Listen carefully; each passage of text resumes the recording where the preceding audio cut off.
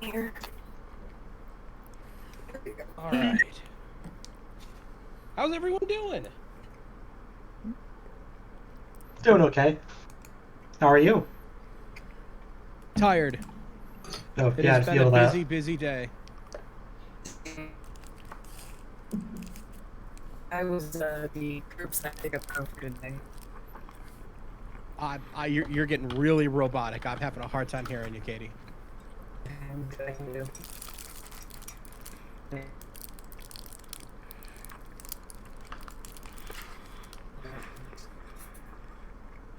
Hey, Chase, can I get a voice check from you real quick? Oh, yep, absolutely. You have a very moody, like cinematic, dark thoughts that with like the light slightly behind you. There's the threatening to it. I prefer to appear as ominous as possible whenever possible. Shag, how you doing? I'm doing pretty well. Just snacking on the dinner I had to run out and grab. Okay. Katie, no, you're still coming in really robotic. Do you have like Steam or something running on your computer? I know typically when I have stuff like that going, that might be bringing downloads in or something. Closing out the background stuff now. Is that better? A little bit. You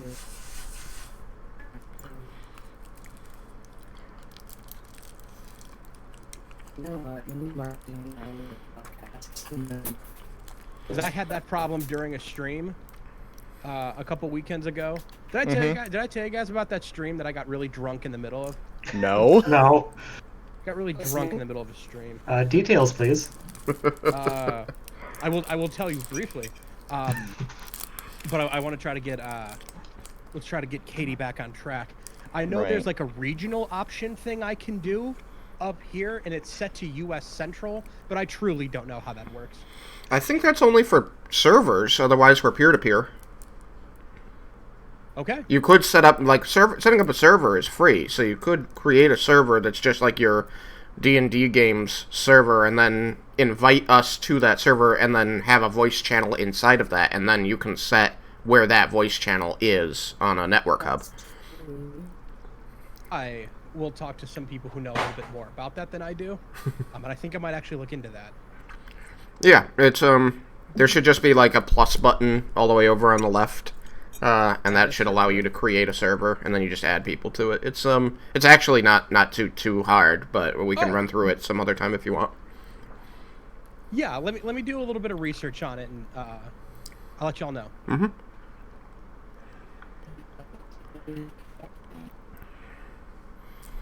But yeah, in general, the U.S. Central Server Hub is pretty reliable.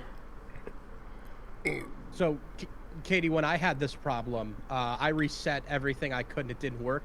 I ended up uninstalling and reinstalling Discord, and it fixed it.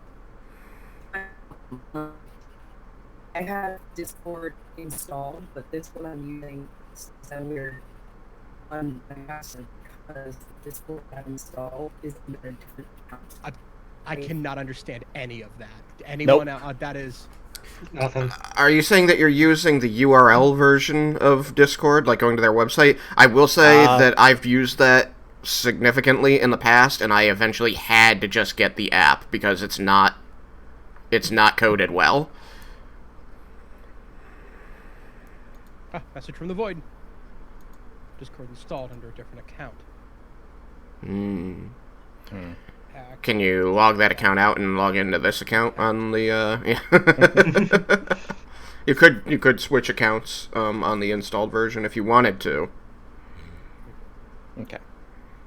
But I know that one of the major problems I had with the website version of Discord is voice gating, or noise gating rather, where you try to set it so that it blocks out the noise but picks up when you talk.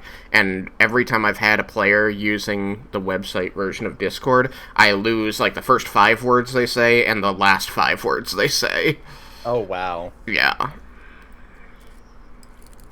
And so I've sort of mandated all my players just have the app installed and run that instead, because it's the audio codec for it is much better.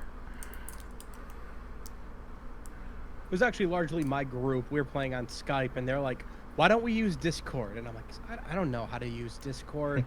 And my one friend Sarah, she was like, "We'll download it. We'll log on like an hour early, and I'll walk you through everything." Yeah. And she did, and I'm like, "Wow, this is a ton better." Yeah, no, I was right there with you. My game was a Skype game for like 2 years straight, and people were like, "Let's go to Discord, let's go to Discord." And I pushed back. I said, "No, I don't want to do that.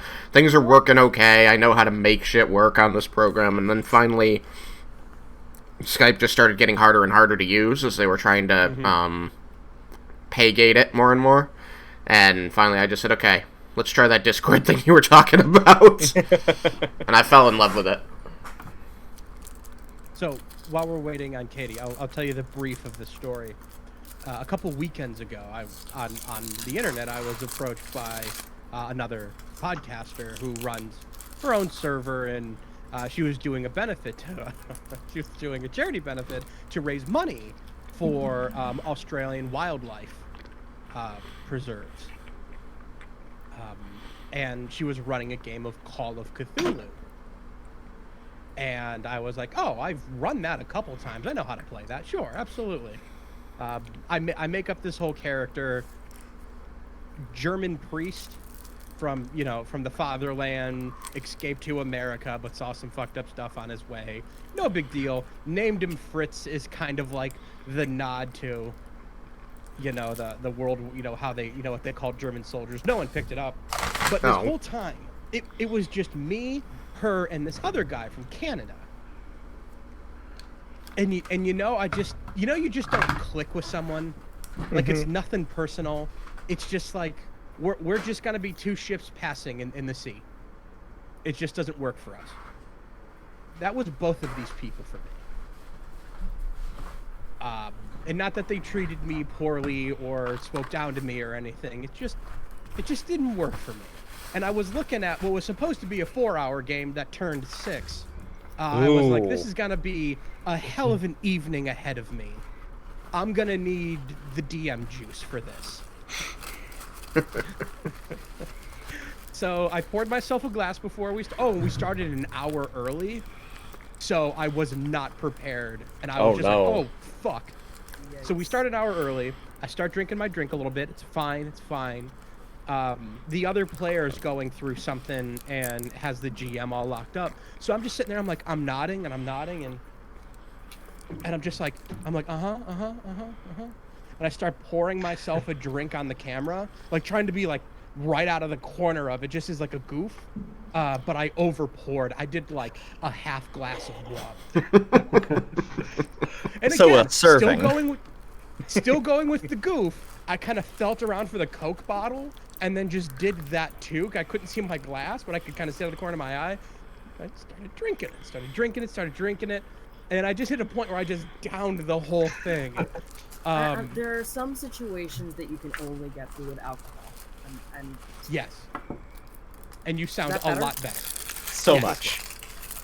Woo! So we're in Miskatonic University because it's Call of Cthulhu, and that's where you're fucking at all the time.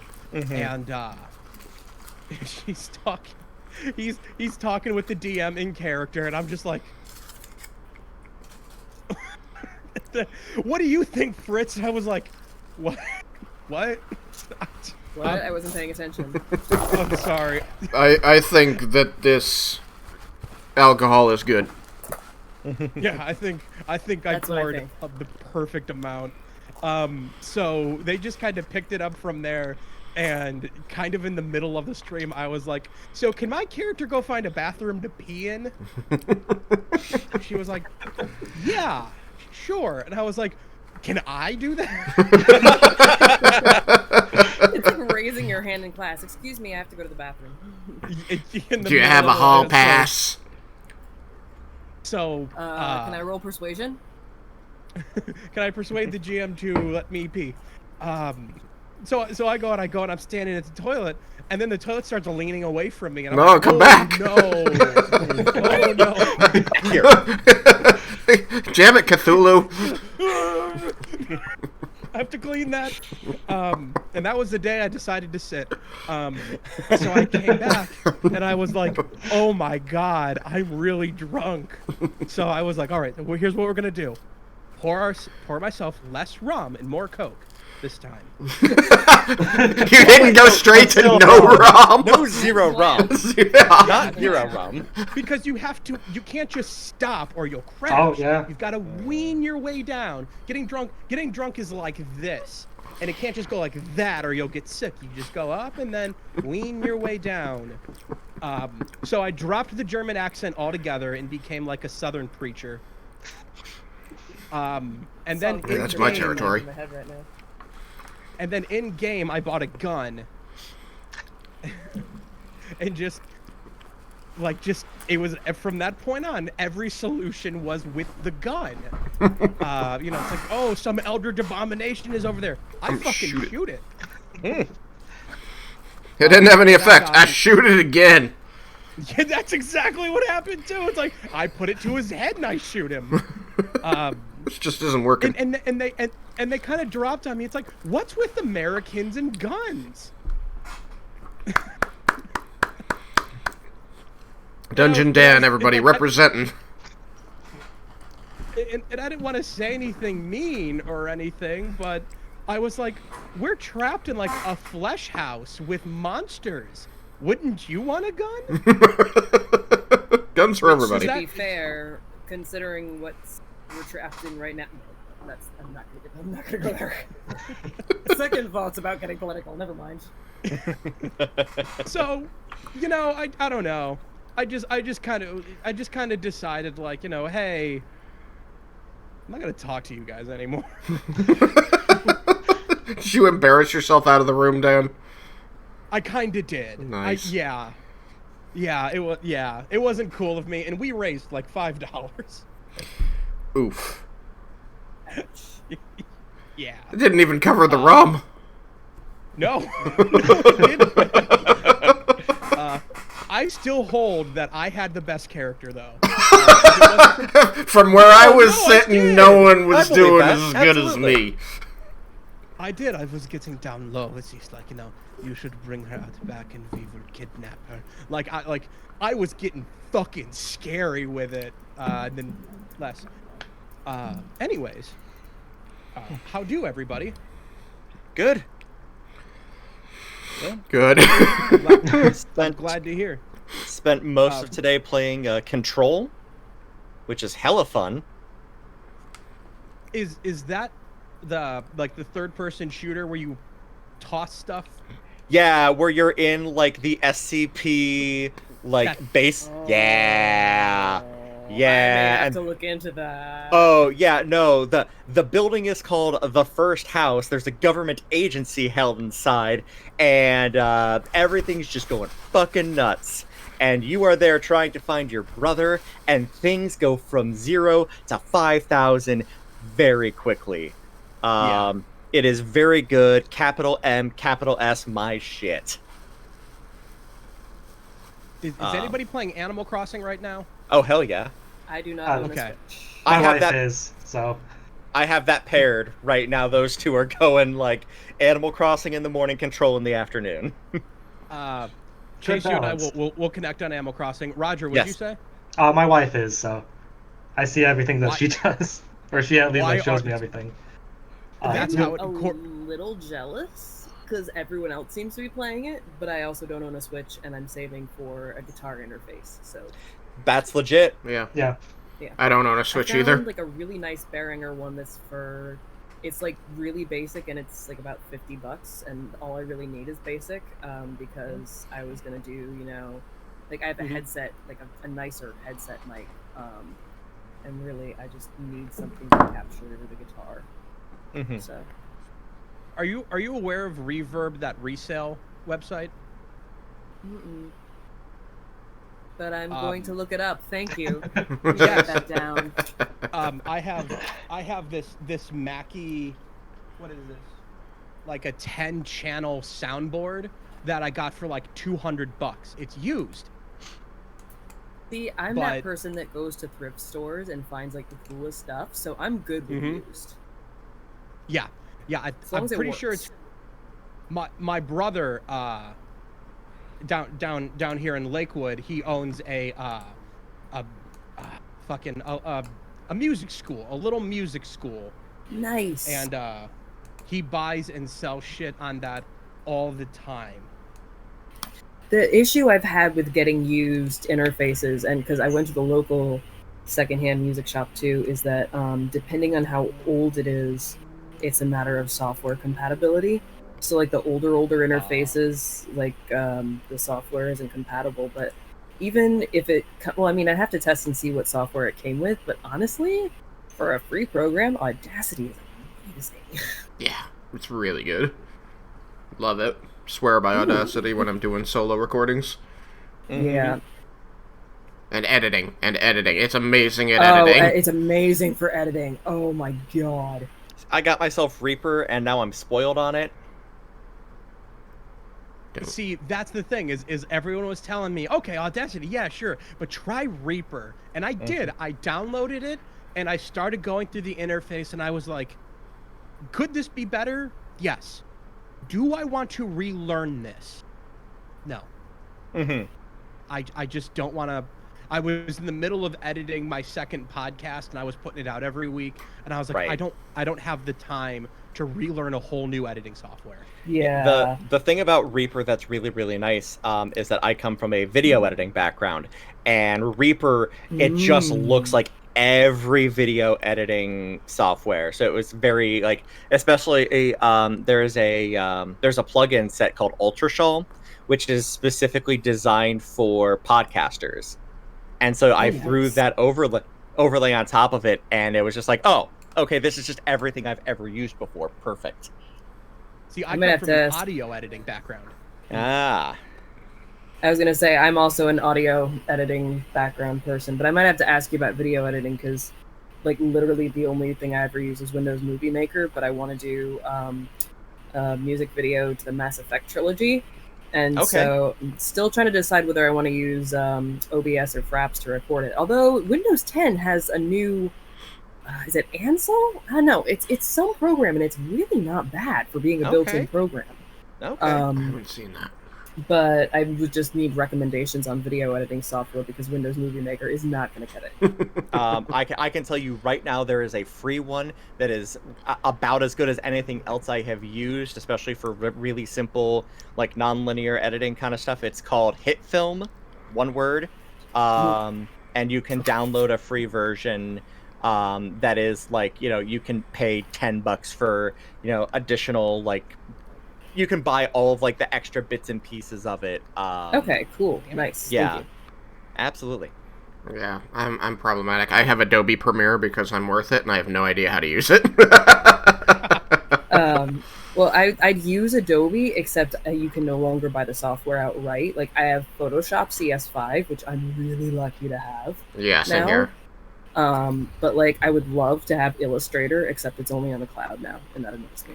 The cloud one, so that's what I've been using, the Creative Cloud, and you can buy each individual program on a monthly subscription. It's like $10 a month for each program that you use, which I hate subscriptions, but for such a good program, I'm paying the $10 a month. I have something somewhere. It's like a list of similar products to Adobe, like for each one. So like for InDesign, which is what I use, there's one called Scribus, which I've heard actually. of Scribus. I was gonna say, yeah. I've been the Dark Star character sheet came out really blurry for me, so I've been kind of like messing around with Scribus to try and create one. Not trying to step on toes, just also just as practice. Let me tell you a horror story about how those sheets came to be. Let's So hear I it. found a character sheet designer. Oh, And and when you save your character sheet, it saves as a. Thank you, guy with loud motorcycle. We all know you have one now. It comes out as some file I have never heard of in my life. Oh Lord. And when you save it, there's a person on it. Like the icon is a person, and I have not been able to get it to open in anything. Not MS Paint, not Internet Explorer. So what I had to do was I made it, put it in print preview, took the Screen. snipping tool, and then had to snip it, and then I took it over to my my Photoshop program, GIMP 2, Okay. and then had to resize and then match them up. Oh man. Ouch. Oh. Because I was gonna ask you, are saving throws not a thing in that one? No. Because I know. Okay, so there's a Okay. Everything Character is just a sheet- skill check. I'm really curious now. I want to look up this character sheet creator. Did you Google the file extension or? You know, a while ago I did. I've had this for like a year, and I don't recall any further. But it's been a nightmare. I needed to buy a printer at the end of the day, and I just kept not doing that. There's But in any case- is it the character sheet designer by NBOS? That's it. Because I use an Android software that oh god, there's this one file extension. I just Can't googled remember for terrible the life character of sheet me what designer. it Shit is was the now. first result. There's this one I used. There's this Android program called Dubscript, which like formats your script writing for you. And I was trying to write one, and I couldn't get the formatting or a program to work the formatting for me. Not even Scrivener, which really annoyed me, to save my life. But then, like the format it saves at is you can export it as a PDF, but the file name it saves at is some really weird extension that only opens with other programs of its type in that design. So it's they're just trying to make their money. But hey, yeah. It's Last always just proprietary file types. That's just it. It's a free software, but I think it's because it's open source. So like the same way OpenOffice is .odt. Mhm. It's another open source file extension. But then what's great is they give you the option to export it. So, last time we played, I'm going to give you the very short of it because I don't have the sheet anymore. We were in a town, I think I called Faithwell Township. And when you arrived there, you saw that there was a very interesting show. Wow, bless you. Just go ahead and hold those up. I'll just read from that. Nice. Should have typed them up. There was a display going on of what a lot of you have seen for the first time, and some of you may have been familiar with, which are essentially hunting rifles. Long rifles that at the end, there were strange almost shields. There were displays of basically just shooting stuff and watching them burst. We met with the Cake King.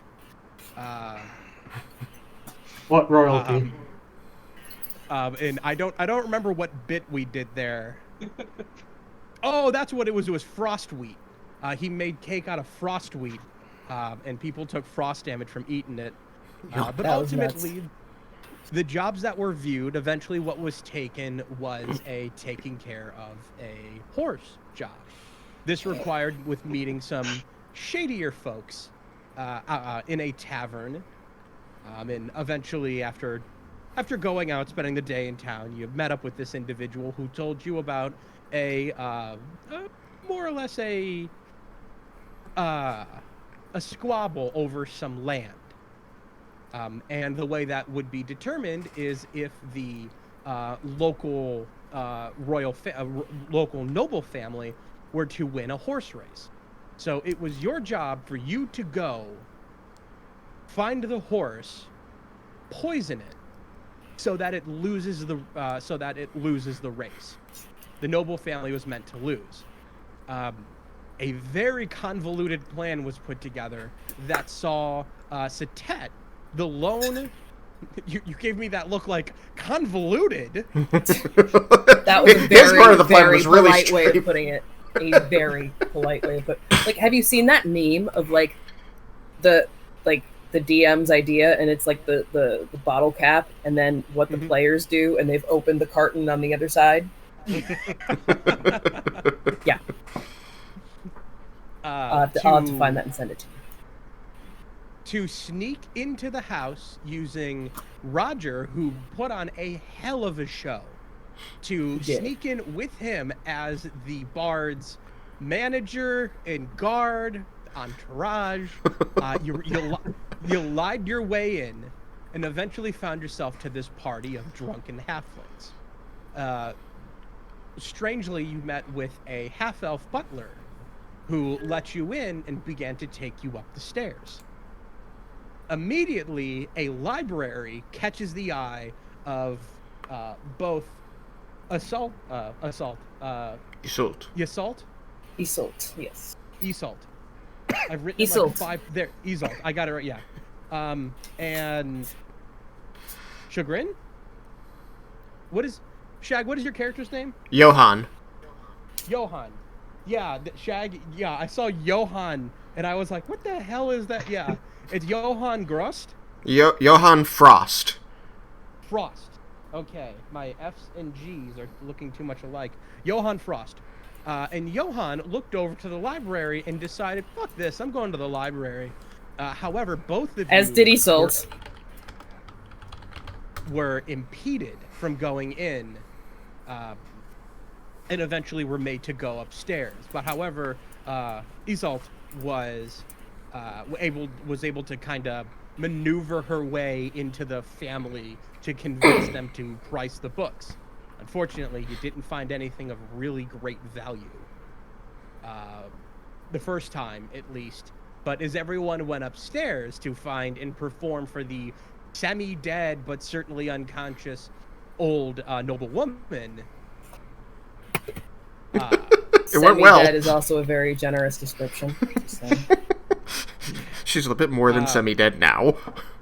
yeah, I legit loved the saying through it. You know, it's just business. Yeah, there was there's a lot of history there, so I love that. That was great. Snooping around the room, you found that there was a medallion of Leviistus, which means that as she died while Roger played, she made a deal for extended life, turning her into a chained devil, and started whipping those chains around. Yup. The fight was eventually joined by Zalt, who seen the butler, the eyes turn yellow, and sneak off into another room. The butler did it. Always the butler. During this whole time, Satet is just dominating stealth rolls the whole way around this yard, eventually sneaking in to the horse stables, and was being followed by some sort of shadow, but using the hat of disguise, tricked the young stable boy into leaving early, and making I'm pretty sure we did a dex-based animal handling. Yep. As you got elbow deep in this horse's rectum, to leave poison in its colon. I did succeed. That's fair. Look, everything immediately broke bad after success. But success was had. I'm not proud of it. I'm not happy about it, but I did do the thing. You all planned a way to get the job done, but never planned a way Successfully out. failed. Yeah, We successfully failed. I did grab a book. Do we ever figure out what book I grabbed on the way out? That I rolled really badly for? I will get back to you again. It will stir up, and I will make some bullshit up. That would be a fun table. Oh god, you've given me an idea. God damn it. A book that would be table? a fun... Yeah, with like book titles. Mm-hmm. Oh. I think I have one of those somewhere. Well, I know a friend of mine, one of the local group I'm in, that's a whole bunch of us, a lot of us write and contribute to, I'll have to link you to their page. We're Mount Holly Marauders. So we write and publish a lot of our own, I say I've only contributed to 2 things now, but like our own supplemental materials. So I just recently did So our DM, our main DM, who started the group, just wrote a guide like about of how to use like different variations of Thune, and because I'm like the group's alcoholic, as it were, I'm always building characters and trying different classes and making homebrews. He's like, hey, can you do a homebrew Thune patron and work in the quintessence? And I'm like, yes, I can. Nice.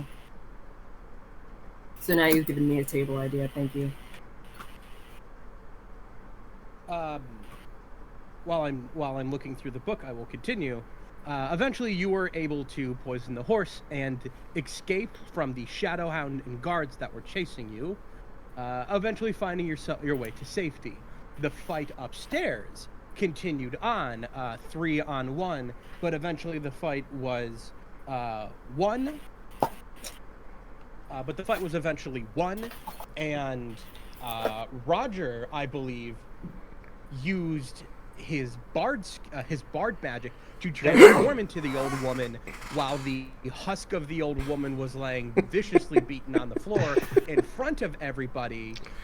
Johan, in a step and truly a flash of true brilliance, disintegrates the body and convinces everybody, I think with the natural 20, It was pretty good. Yeah. the demon has been purged and Grandma's gonna be okay. And then we're long gone before they realize she is. And for the second time, fuck this shit, we're out.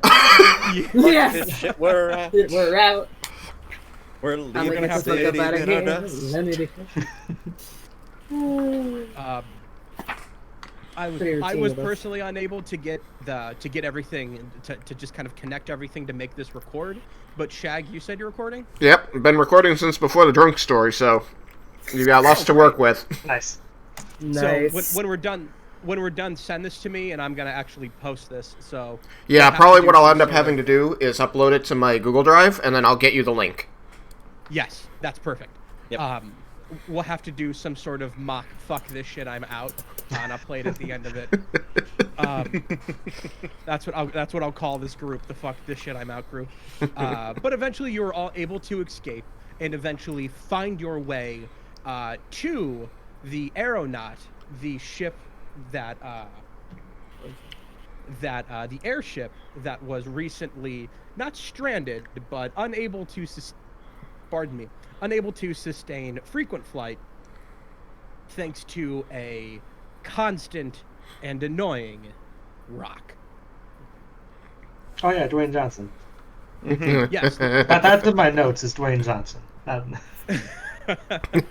He's flapping his big arms just, oh! I have any news for that.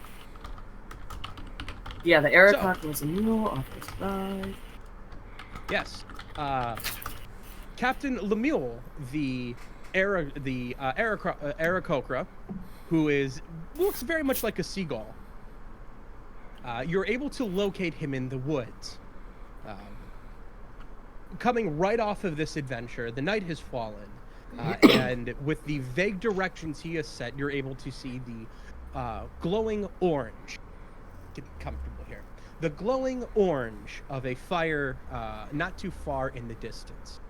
As you get closer to it, those of you with night vision can see that there is some sort of strange orbital ball that is just above the trees, and glinting off of the moon, there is a strange, almost silvery crown at the top. And as you're at the borderline of the camp, you can see just through the trees, sitting around a campfire, a few people are roasting some meats, drinking some wines, and a few others have been cleaning and loading the long rifles you had seen in town. The three of you are together, but have not taken a long or short rest since your movement. The town behind you has gotten on high alert because the noble family has been assaulted. What do you want to do? I think we should approach the campfire. Think that's gonna make sense. So you said it was the three of us. Does it? We were separated from Setet? So is he not with us right now? Oh, that's I'm right. sorry. I meant to say the four of you. Oh, okay. That's So right, yes. because I rounded up with y'all Yeah, at the very Shag, end. I have you Yeah, I like in think the we did. corner of my screen. I've got to. You're on the right side of me, and I'm at the far corner. I got to find a way to slide you. It doesn't work that way. Okay. Yeah. Okay. Well, I they're don't know. expecting us, so I think we should be able to head right in, announce ourselves. Right. And I will, unless somebody stops me, I'm going to walk forward, hand raised. I'm gonna follow. Hello. Yeah, I'll, You see that the ones with the rifles quickly turn and start fumbling to hold them up correct. And you see that Captain Lemuel stands and goes, "Whoa, whoa, whoa, hold them down." He looks to the four of you, and he looks directly at Roger, and he goes, "Lizard Man, hello. I'm glad to see y'all finally came to join us around the fire. Come, sit down. Have some meat." You all seem a mite jumpy. Are you expecting a not-so-fond farewell? Well, you know, we heard the bells ringing from the city, and I mean, honestly, are there any woods that are safe?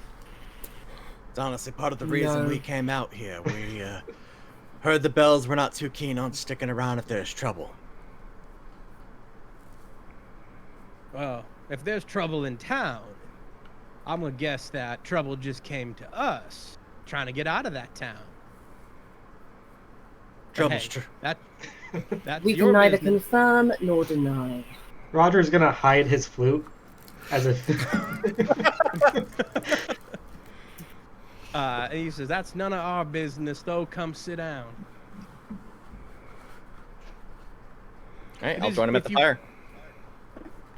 And if you do what we care do. to sit at the fire, then pieces of meat are are passed around on sticks broken from nearby trees, and large tankards are filled from a small cask of brew that is not too far from the ship, but is looking a bit light as someone picks it up on their shoulder and turns it down to get the rest of it out. However, it is shared freely amongst everybody at camp. Captain Lemuel looks to the group of you and says, "So, you fixing to help us with this rock problem, or you looking to charter a ship, maybe in exchange for the rock problem, or you looking to join?" Well, it seems to me like we're all heading in the same general direction. Can't imagine a faster way to get up north than with you, and you've got a bird problem, and we happen to be good at taking care of problems. Seems like a reasonable way to go about things. One of the men around the fire goes, It sounds like you're better at causing problems." And he laughs and holds his drink up. In any event, it seems like a mutually beneficial relationship if we were to travel together for the foreseeable future.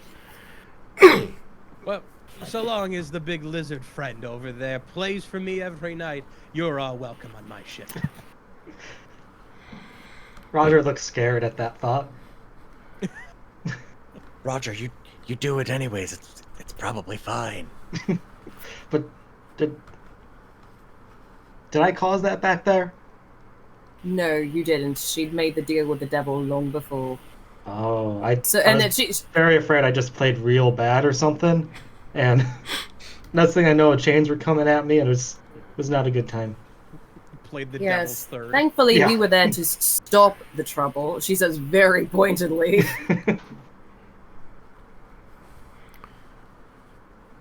So a little bit of time will pass, and the four of you are seldom spoke to by the crew. They're pretty easily identified. There are a lot of human and half-orc or quarter-orc, quarks as they're known. They seem to be... They either speak loud and boisterously, as if they want to share the joke with everyone, or some get close together and they speak in hushed whispers. But eventually the fire begins to die down, and Captain Lemuel kind of stands and he says, "All right, everybody, off to your bunks. We're out by daylight." And he just kind of looks at the moon and says, "Maybe a little after daylight." And everyone nods. Now, the crowned orb that is the airship. Yes. Okay, I wasn't certain. You described an orb with a crown that was glinting the moonlight. I wasn't sure if that was the airship or if that was something else. Right. So, as the fire is fully extinguished and peed on, is this tradition, you are led a short way through a couple trees, and you are eventually led to what looks like a pretty well covered with branches, and honestly, there's almost an illusionary tint to it. You look at it, and you can kind of see through it, but for those of you who are a little more visually gifted, you can almost see the wavering in front of it. And as you come stepping up to it, Captain Lemuel just kind of looks around and starts kind of putting his hand forward drunkenly, and he's like, "Jojo Swift, where the hell the boat at?" And a voice comes from nowhere and goes, "Captain, you're probably standing in front of it." And in a flash, a massive ship attached to a large balloon appears in front of you. Good trick. Very good trick. And he says, "Illusion wizards."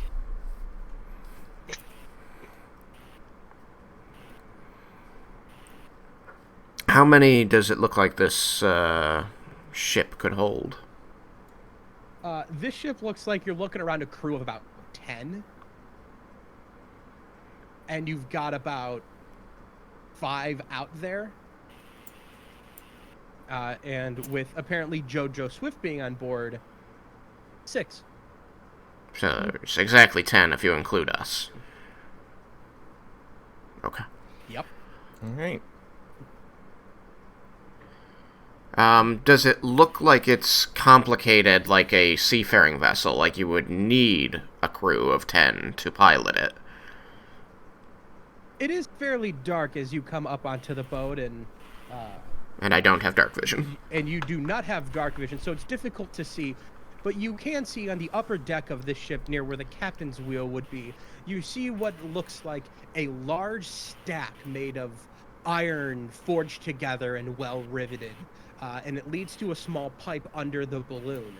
And you can see that there's a glow of light emanating from it, and a little bit of heat kind of pouring out, filling the balloon. This looks complicated, but it looks complicated but simple from the outside. You're just kind of herded with the rest of the crew towards a door that leads deep down inside, and you can see that the crew members start pulling out eye patches and putting them on.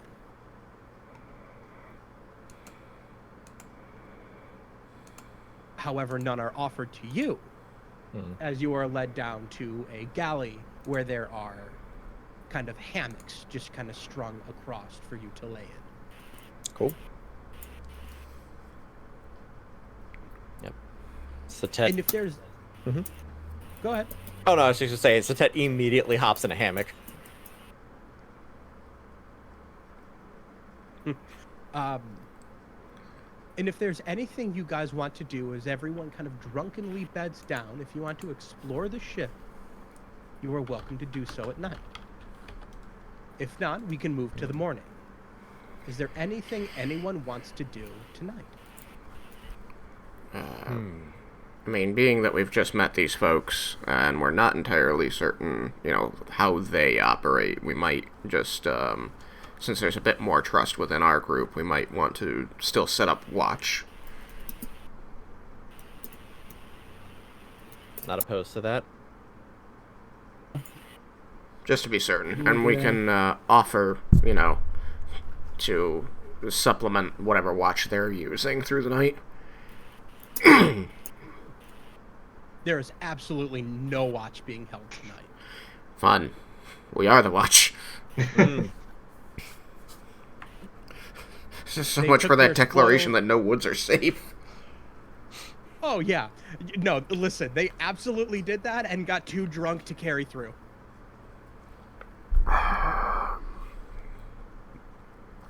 All right. I'll take first watch. Okay. Second.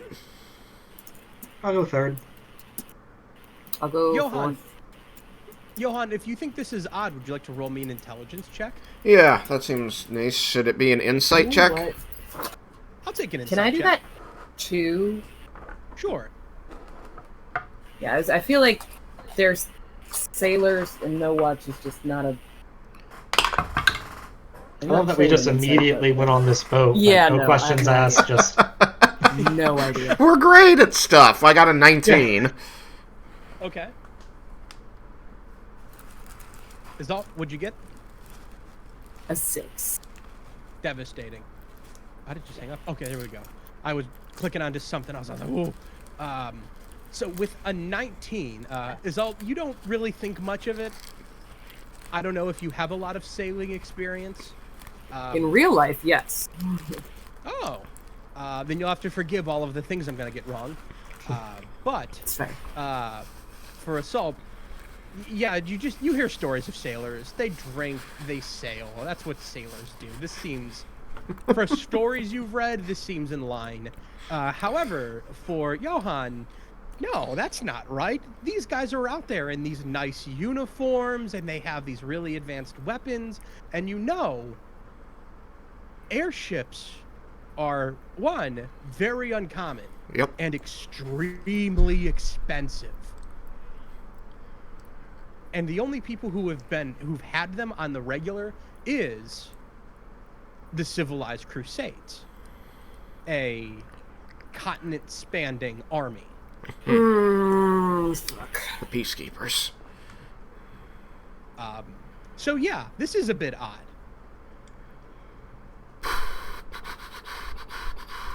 Fun fact, in real sailing, part of the reason you keep watch at night is because, especially if you're on the ocean, the tide's going in and out. If your boat is such that your anchor line is like straight up and down, you could be in serious trouble. Because your anchor might not hold. Were you Navy or anything like that?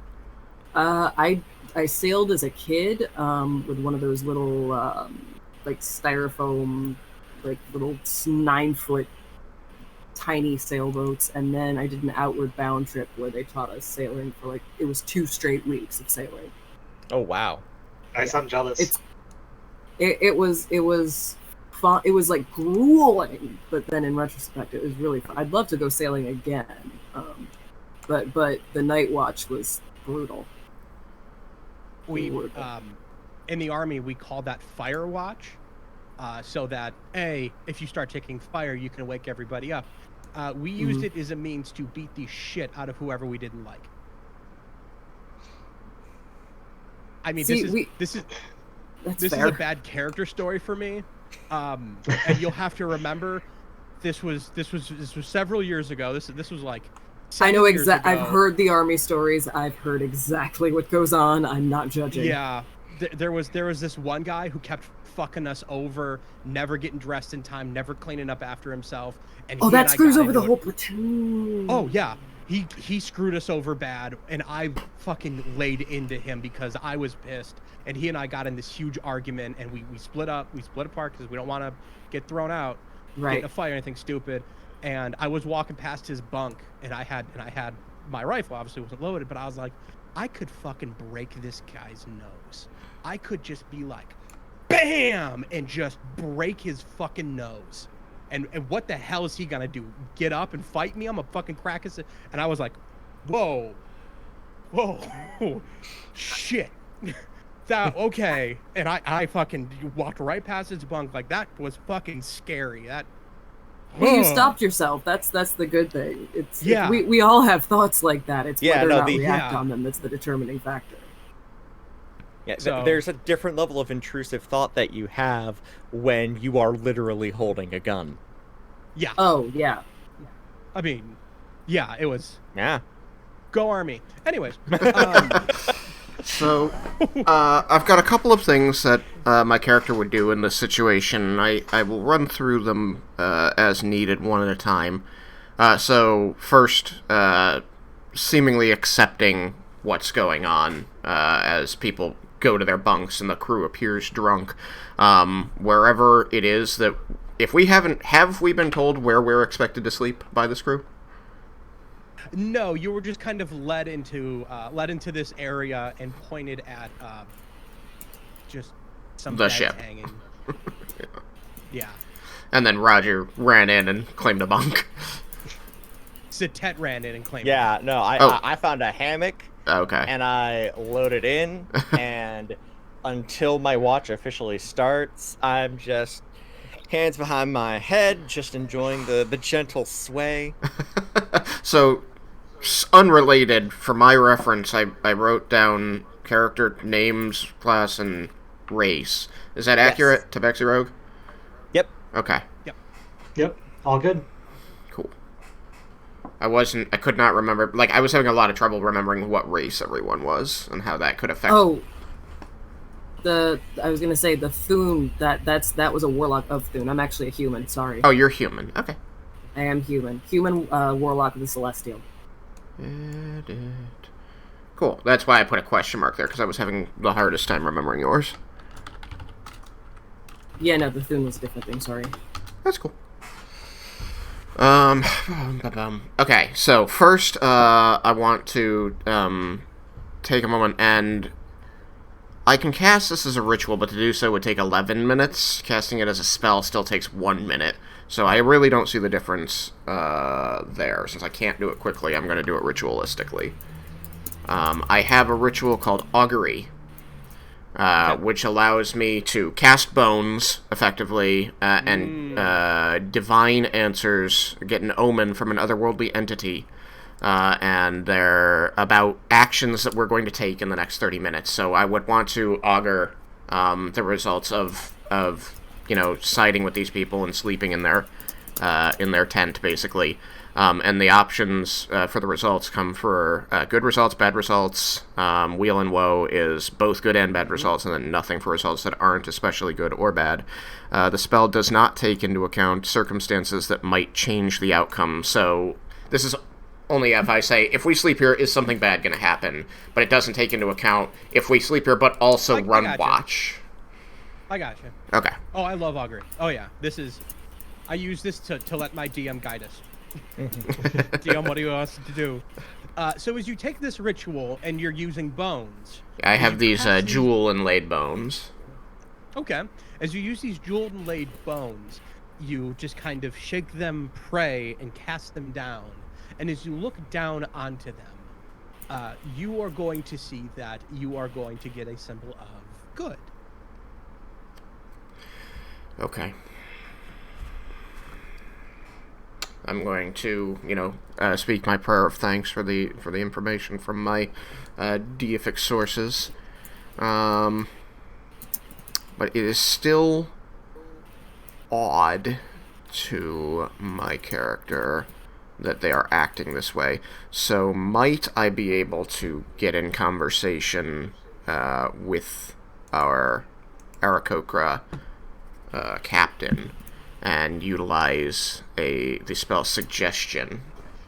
And You can, but I will warn you, this does leave your sleeping party alone.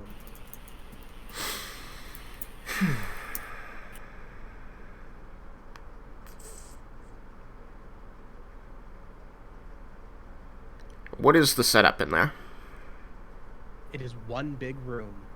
There are a couple barrels laying around and personal chests that are tied to anchors against the wall. And everybody's sleeping in, like, hammocks. Yes. Okay.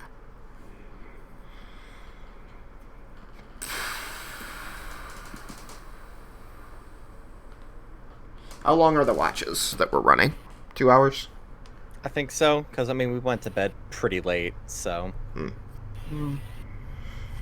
I've used 11 minutes, and I'm on second watch. It only takes one action to cast suggestion, meaning 6 seconds, and I really just need to ask a quick question. So, am I able to use, another, say, 5 minutes of my time awake?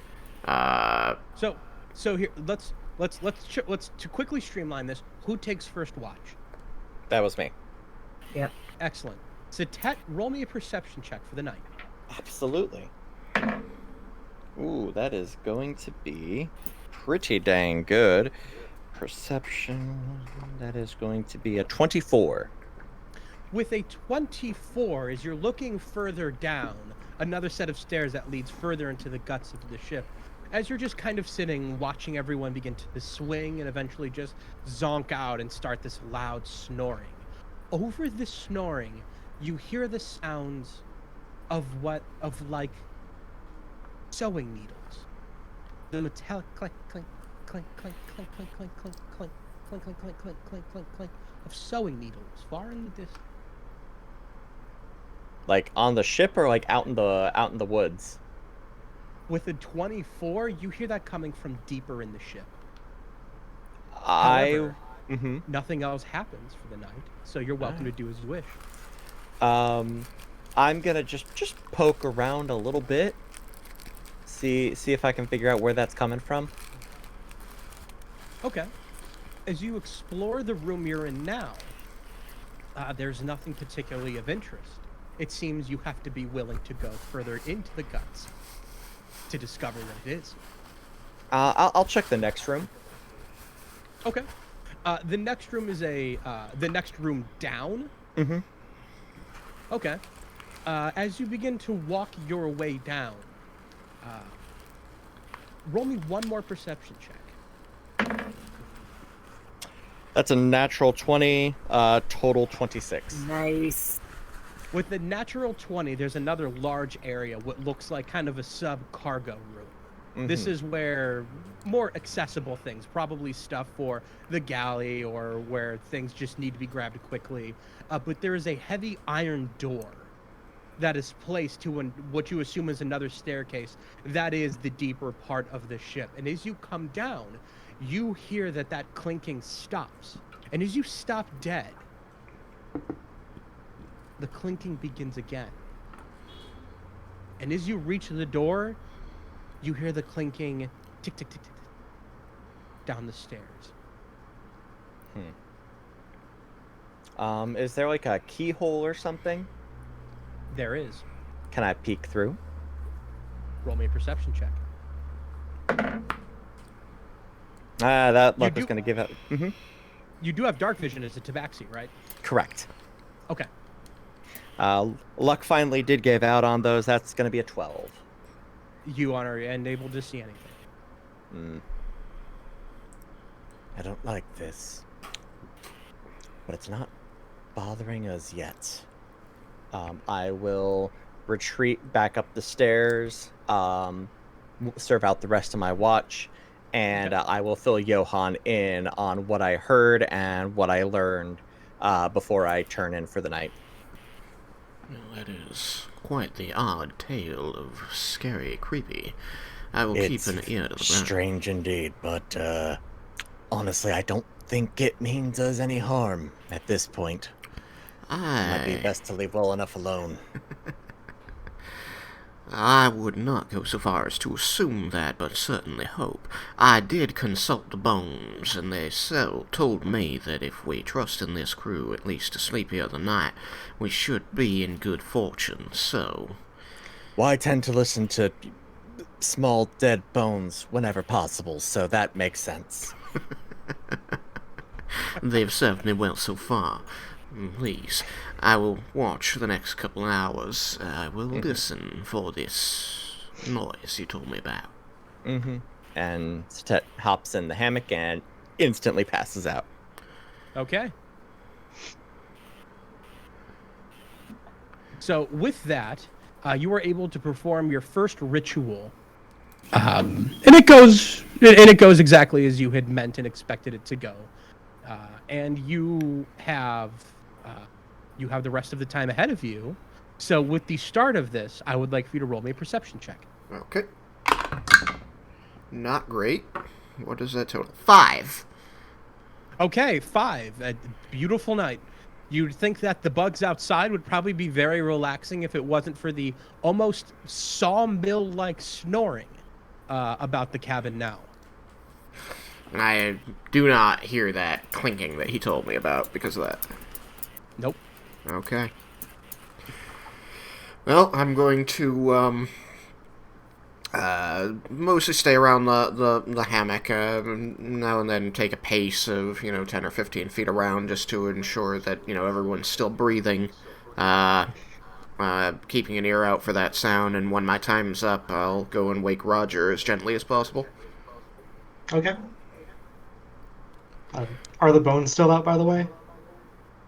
I mean, since I performed the ritual an hour or so ago, they'd be Gotta back eat in 'em. my things. Oh God. Okay, then never Here we mind. go. No, not yet. I just say, Roger, Yes. it's your turn for watch. It's been quiet so far, though Sete did mention some strange noises from below, so just keep an ear out, if you will. We don't think it's an immediate threat. Will do.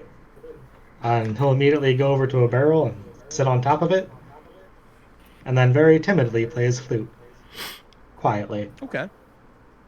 So, go ahead and roll me a perception check. While he's doing that, Dan, I just want to let you know I'm actually catching a little bit of an echo of everything everybody's saying through your mic. Oh yeah, I hear it now. How's that? Let's find out. There it is. Good. Yeah, better. Better. Yep.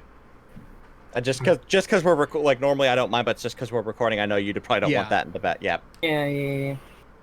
Yeah, my hearing isn't very good anymore, so. Mm-hmm. Yeah, I feel that. Same. So, what was the result of your perception check? I got a 10. Devastating. Yep. Okay. Between your own loot and the snoring, Yep. you find nothing of interest to happen on your shift. Is there anything you would like to do during the night? No, just kind of hang out. Play my Okay. flute a little bit. Pace. Forget about the click-clacking.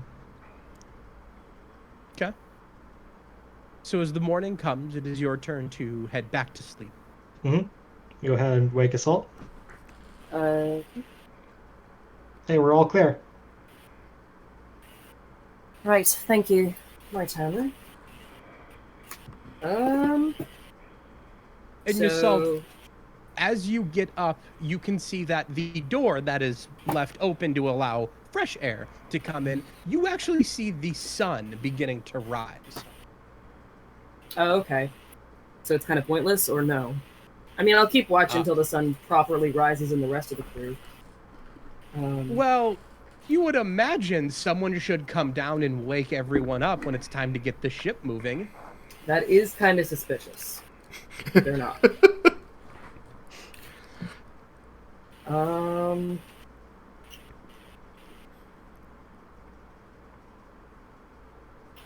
Okay.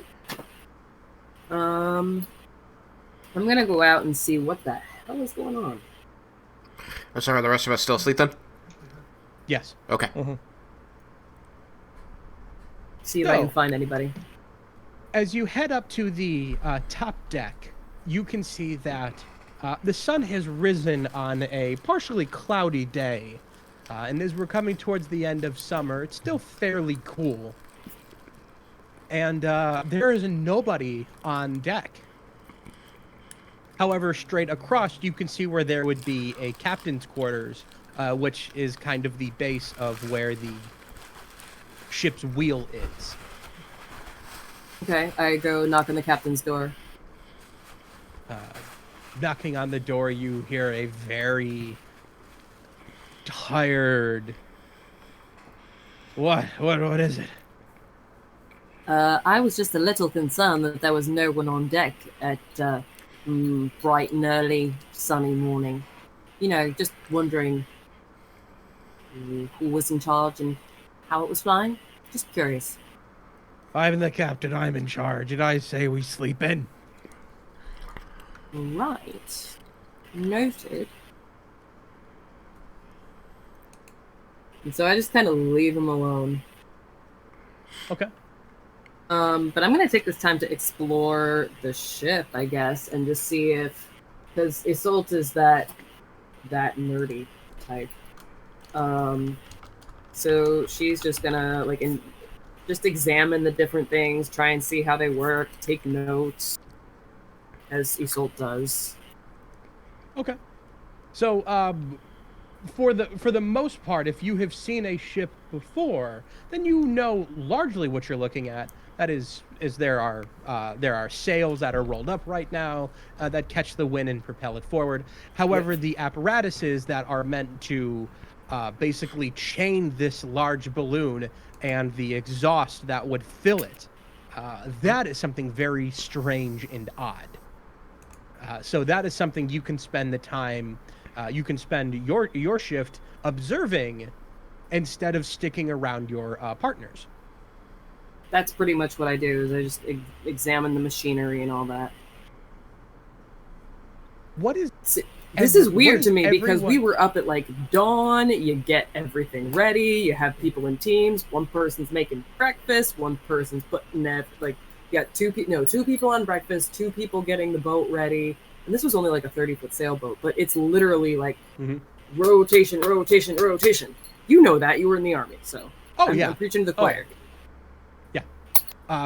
So as you're taking these notes, I need, for everyone who is sleeping, what is half of your passive perception? Oh, sorry, y'all. 6. 6. My flaw is easily distracted Actually, by wait a minute. No, promise that's of not right. information. No, passive perception. Why is that so low? No, half of it's gonna be 18 or 8 rather. 8. Okay. That's math. My passive insight would be 6. 6. 6? It's dawn. Do we really need watch? She cringed. And Johan, what is half of yours? 6. Also 6. Okay.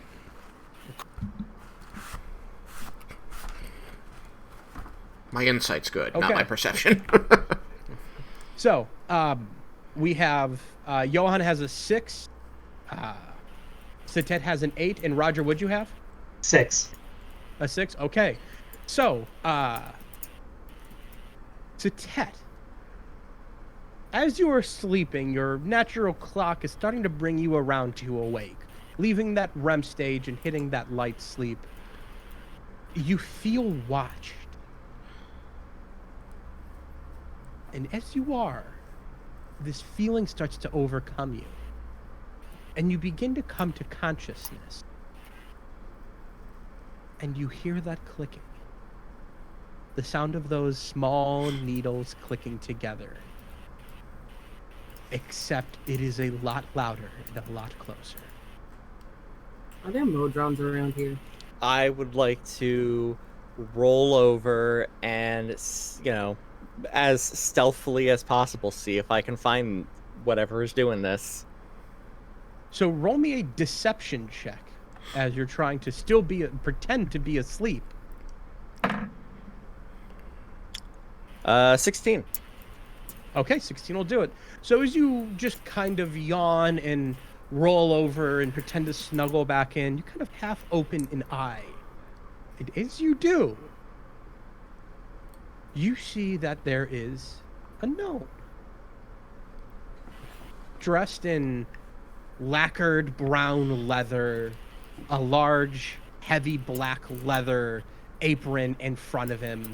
His face seems to be smeared with grease, goggles on top of his long white hair, his white but burned up to his chin beard. Good. Seems to be looking at you from that same hallway you were in. But you notice that when he moves, he clicks. And it is as you look down to him, you see from his navel down are there long, spider-like appendages clicking himself across the floor. Artificer. Please tell me I he's am Dr. I am Lovelace. highly amused because I also have an NPC with a very similar setup. I love it. Half gnome, half spider legs. Mm-hmm. All unsettling. Oh. I have rolled a natural 1 for keeping my cool. I'm going to sit up dead straight. All right, now what? What? As you do that, you just hear the clack as the legs go out, and his face just goes completely pale, and kind of without seemingly his want or will, he begins to go up the wall onto the ceiling, and then just immediately reverses backwards down that hall. Does this outburst have any effect on the Well. sleeping?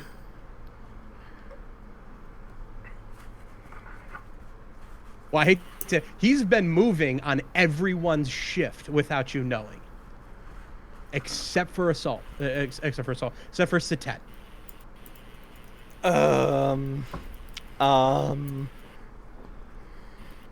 Oh, okay. Well, I'm awake now. And Satet is gonna roll out of his hammock and go and try and find Yasult. Are the rest of us still asleep? So this is largely at the end of the 2 hours, and as you come walking out, you see there is an elven individual who comes stalking down the stairs. A lot of heavy robes that just kind of look like night clothes. As you come down, they look to you and they kind of like side eye you a little bit as they go downstairs, and they take what looks like a paddle and start smacking it against the wall, going, "Wake up! It's time to eat!" I'm gonna And turn this to this. wakes everyone else. I'm gonna turn to this individual on the way up. Excuse me. I'm new here. What's the deal with the gnome with the metal legs? And they just kind of look at you and go, "Gilwall? Gilwall's fine. Don't worry about Gilwall." I'm not worried about Gilwall. I am unsettled by Gilwall. We're all unsettled by Gilwall, but you get used to it. Okay, as long as I'm in company. And then I will Yes, continue yes. upstairs to find Yasult. Someone said something about food. And someone else from the crew just kind of leans over and goes, "Yeah, I hope you got some. They don't cook here." Oh. And with that, the morning begins. Everyone can get up, don their armor. You are all invited to the quote-unquote firing line. As anyone would imagine how that should go off the side of a boat. But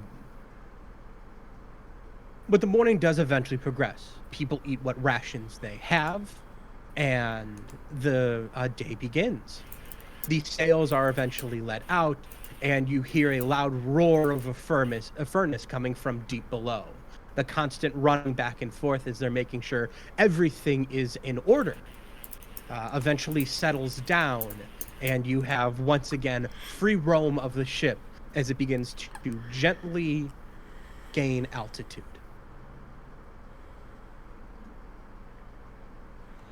Right. Now, it is unlikely that any of us have ridden one of these contraptions before, right? Oh yeah, definitely. And unless you're a civilized crusader or one of the Maddox family, yeah, it's not likely. Mm-hmm. So they're really not cooking, right? No. Okay. There is a small galley to cook in. Okay. However, no one seems to want the responsibility. That's fine. I'm gonna go there. Okay. I'm gonna gather up whatever containers they have. I mean, mugs, barrels, whatever's there.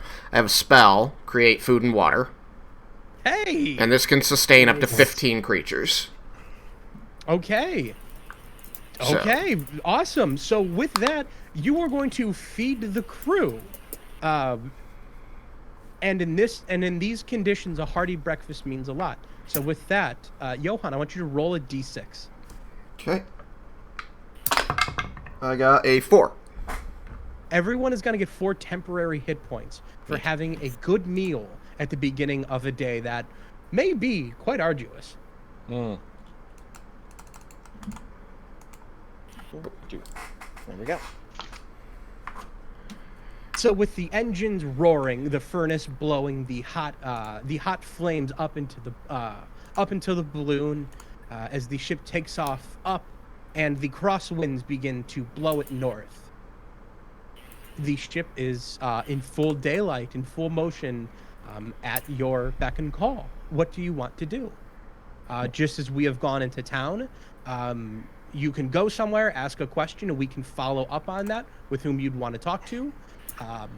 And we'll figure it out from there. So starting from the left end my screen, Satet, what do you want to do on the ship?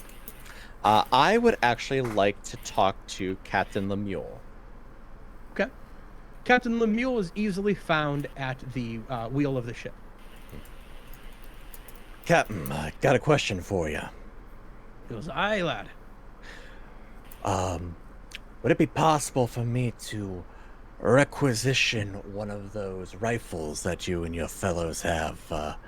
Wouldn't mind having something with a little bit of extra oomph when we come across your feathered friend here. Oh, Satet, of course not.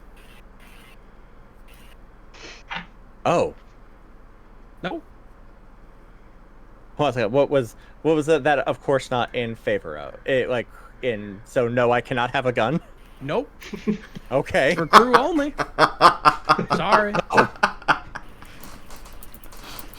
Damn, I was really hoping to use one of those when we bought this thing. It is going to make things a bit more difficult, but all right, I'll give it a go, I guess. Well, you should maybe check out some of the weaponry we got on board. Got Oh. a couple things anchored to the side. Take a look at that. Sounds good. Thank you. I'll go examine what all is there. So, as you go up to talk to the good captain, Isolt, what would you like to do? We're looking for a rock, aren't we? Yes. Okay. So I am going to, I guess, keep my eye out for that. Can I make a perception check?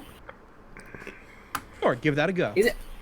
I'm gonna say, is something that's gonna be coming for us, or are we just keeping it? As far as you can tell from anyone you talk to, is usually they just sail as usual. And day or night, morning or evening, this fucker just shows up and starts attacking. Gotcha. Okay, in that case, I'm going to make a perception check. That's 5. It's gonna be 15. Okay. With a 15, you keep your eyes to the sky. However, in the morning, you do not observe anything. Roger. I'll just kind of start pacing around the deck of the ship and just starting to play like a very pleasant morning tune. Just kind of like liven everyone up.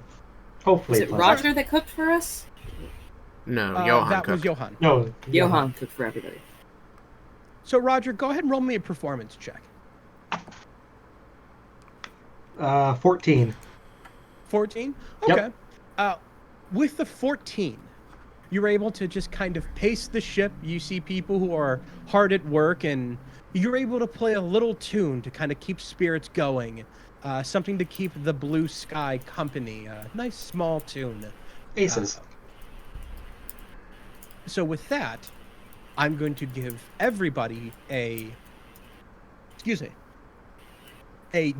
of inspiration dice. Is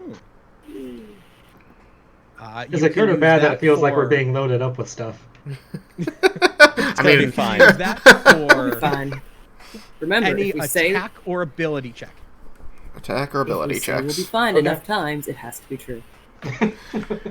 Well, Given that we're looking for a bird with a 200-foot wingspan, I'm thinking every advantage is gonna count. Very, very true. And finally, Johan, what would you like to do? I'm still put off by the way things were handled since last night. I almost feel like the way, because they said they were going to do things one way and then they didn't. So I'm toying with this idea that there was some outside influence outside of the alcohol. That's an inside influence. Indeed. Influence. But outside of suggesting heavily that they talk to me, I haven't got a whole lot that I can think of, and I don't want to blow through my spell slots. Sometimes it doesn't hurt to just ask. Okay. Do I feel like approaching the captain, the Arkokra, would be a good source of information then? Okay. You can come up and, standing at the wheel, kind of humming the same tune that Roger had been walking around playing, Captain Lemuel looks over to you and kind of smiles as much as a bird can, and looks to you and says, the good preacher, how can I help you? I was just thinking the difference that a full stomach makes for such a journey. I was finding myself in a bit of a quandary. I couldn't really reconcile the actions that I was seeing. I felt like this morning went off a little bit hitchier than we anticipated. And I was hoping perhaps you could enlighten me as to how the crew usually functions, and if you think it's wise to be loading up, so to say, before such a potentially dangerous trek. Well, Pastor, it has been my experience through life that every day is a day you're lucky to be on this side of the ground. And there ain't no reason to rush your way underneath. The skies were right last night, and we ain't, granted we got that rock flying over us all the time, but he ain't killed one of us yet. So I figure, you know what? Everybody deserves a drink and maybe a couple extra hours of sleep. Morale and stuff, you know? It just seemed a bit at odds since you had put such emphasis on wanting to start early that we did not do that. Well, the best laid plans of mice and men, you know. I see. Is there a particular locale between our origin and our destination where you usually encounter said adversary of the sky? Well, we're looking at a 3-day journey to Starborough, and usually within 3 days he shows up and drives us down. So, wait a day or two and we go back up, and we usually make it unharmed. And this is north of Starbury and south of Starbury and everywhere in between? He just finds you? Well, we've been coming from the south and heading north, so up to Starborough, in fact. So, maybe he won't bother us this time. Maybe we went too far north. Hey, we'll see. That's what I brought you on for. And he just kind of takes the back of his wing and slaps the front of your armor. He goes, "Hey, bet he ain't gonna touch you. He'd pry you open like a can if he did." No, I'm not worried about the encounter itself. I think that my compatriots and I can handle ourselves, as we have ensured your crew. I was simply trying to understand, perhaps, what the hunting grounds of this bird looked like. When we could expect. As far as I can tell, we're the only thing it hunts. Relax, preacher man. Not everything is something evil trying to get you. Some things are just what they are. Big blue ocean, above or beneath you. It's all the same. Relax. Enjoy the flight. Very well.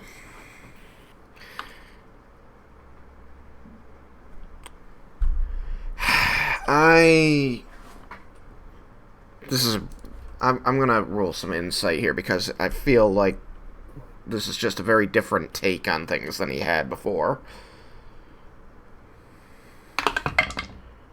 I did not do well. That is a 7.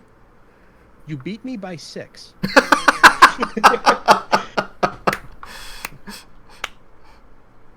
He actually seems genuine in what he's told you. Okay. Everything from we meant to get up early, and it's all right. It's no big deal. He really means it. He meant to, but got too drunk. Yeah. He said not everything is something evil trying to get you, and you can read no ill intent from him towards you. And he really means the blue above, blue below. Sometimes it's all just the same. Enjoy it. Yeah, and it makes sense. I don't have much history with this person to be able to read any tells or know how they usually act, so I've only got that to go on, so I'm satisfied with that. He gives you a smile, and he winks, which means for just a second he's completely blind with his eye patch. And an eye patch he didn't wear before, you notice immediately. And he just goes back to humming Roger's tune. Okay. I'm good. I'm good. So back up to the top, Satet, you're walking around, told to view what weapons are anchored to the end. Behind the wheel, you can see that there is what looks like a massive wooden throne attached to a great iron piece in front of it. This hangs off the back of the boat, and there is what looks like a massive turning rod on the back of it. And you can actually see that there is a crewsman just kind of sitting there, looking things over, and occasionally gets up and pushes the rod to show that it rotates back and forth. And he kind of looks at it kind of puzzlingly and then goes back to it. That is the first thing you can observe where you're at. I'll go up to the confused crewman. What's that? He goes, the new one. This is Dragon's Fire. Sounds fancy. It is. I have no idea how it works, but I'm told these two things. Don't be in front of it when it goes off, and we have to land immediately after. Noted. Sounds good. And he kind of smiles and he nods at you and he goes, would you mind pushing on this? I take the handle and I push, pull. He jumps in the seat and he kind of pulls himself up to look over what looks like 2 iron horns. Mm-hmm. And as you swivel, it looks like it makes like probably 30 in one direction, 30 in the next before it stops. And he goes, nah, this seems right. And he hops out and he goes, hey, if we're lucky, maybe you get to shoot this thing off. And he kind of nudges you with his elbow. I would be thrilled to do so. I am nervous about rule number 2, but I suppose we'll cross that bridge when we get to it. And he just kind of smiles and he walks off. Isolde, what would you like to do?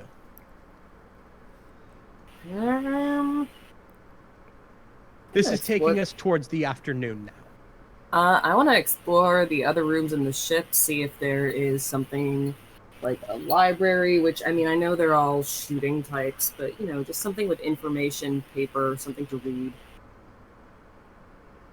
As you head downstairs to the small sleeping area, and even further down those stairs, you notice that there's nothing like that. There's a couple small leather-bound books, but you find them to be journals that are kind of haphazardly and sloppily written in. You think that maybe the only place that you would find any worthy literature would be in the captain's quarters. Which, of course, I would have to ask permission for. I walked right up to him and asked if he has anything to read. Anything good to read. He looks at you and goes, I ain't one for reading, unfortunately. Talk to Jojo, though. Jojo's a wizard and type. Jojo might have something. Okay, so I go to the wizard Jojo, introduce myself. You look around and you do not recognize any Jojos. Excuse me, could you maybe perhaps please point out this Jojo to me? He goes, yeah. Pulls his head back and he's like, Jojo Swift! Must be below deck. Okay, so I go to below deck looking for Jojo Swift. As you go below deck, you've been in all of the areas you could be before. And you always find yourself stopped by that great iron door. In that case, I very carefully knock on the iron door and say, "Hello, excuse me. I'm looking for something to read, and Mr. Lemuel said, Captain Lemuel, I beg your pardon, said to look for the wizard, Jojo Swift." Okay. Roger. Hello.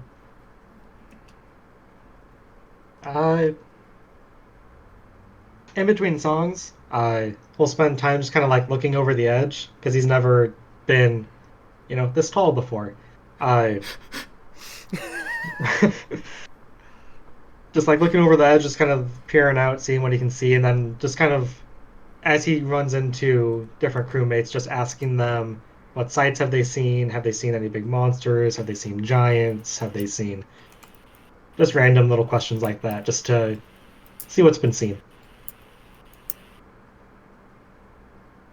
As you talk to a lot of people, though in good spirits, that's a very personal thing you've asked. Everyone tells you that the Rock is the biggest thing they have ever seen. They tell you stories that the first time they had seen the Rock, it was dark. Not that it was nighttime, but the Rock blotted out the sun itself with its massive wingspan. That could explain the eye patch because, and I don't know, I'd have to fact check this, but apparently they actually used to wear eye patches like so that they'd have one eye adjusted to the darkness and one not. Mm-hmm. And that's why he wears it. You've seen him earlier with both eyes. They tell you that the Rock is the biggest thing. A lot of them are either small town folk who have seen like bugbears.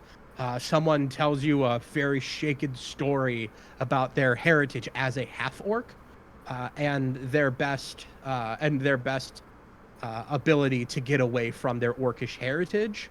And some will tell you, especially some of the older half-orcs, may tell you about but I don't know the best way to put it. But they'll basically tell you that other than facing down an orc themselves, this Rock is the thing, is the scary thing. Okay, cool. Johan. I'm going to go in search of another crewman, perhaps the elven person who had woken everyone. As you searched the ship, you had heard a name called out and kind of a shrug to that. You aren't able to find them.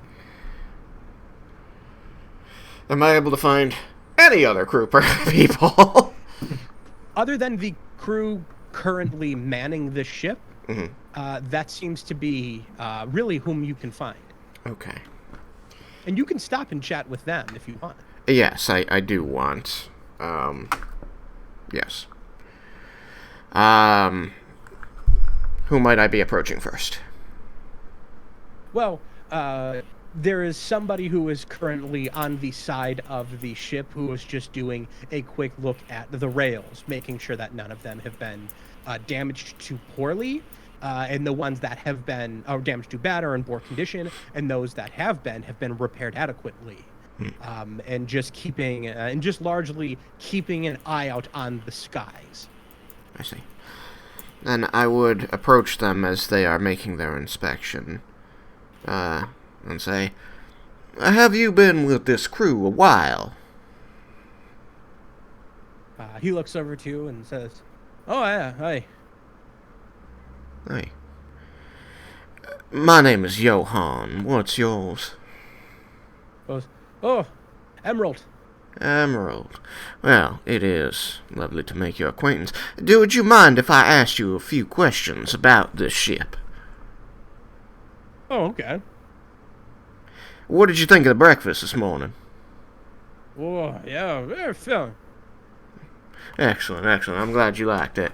I think that everybody does better work on a full stomach. Now then, I've been told that whenever you're flying these missions down south here, you find that you run afoul of this rock. Is that true? Would you say that's a frequent occurrence? Oh, that Velberg, oh my, woo, scare your hair on me. Yeah, yes. Well, in those occasions, have you ever found yourself at a loss for the crew members? Anyone taken or killed by the beast? Oh, if you stop pins, my bum, go tavern, where you want a job. Anyway, you came on. Right, exactly. So, I'm wondering if you're familiar with the function of this ship, and I kind of point up to the balloon above us. If anything were to happen to that, what happens? Oh, we gonna crash. Yes, that's what I thought. In that case, I would imagine that is... Well, I'm just surprised if you've been attacked as frequent as the captain indicates you have, that it's never been damaged by a creature with such long, sharp claws. And if we Shoot don't... the bun. I see. With the guns that your captain was trying to sell? Big boomstick. You have others on the ship, larger ones? I see. Down the boat. And so, down there. And that's usually how you keep the bird away. Well, I want that in the wizard. Wizard don't Hawoo cast. That makes sense. What's that wizard's name?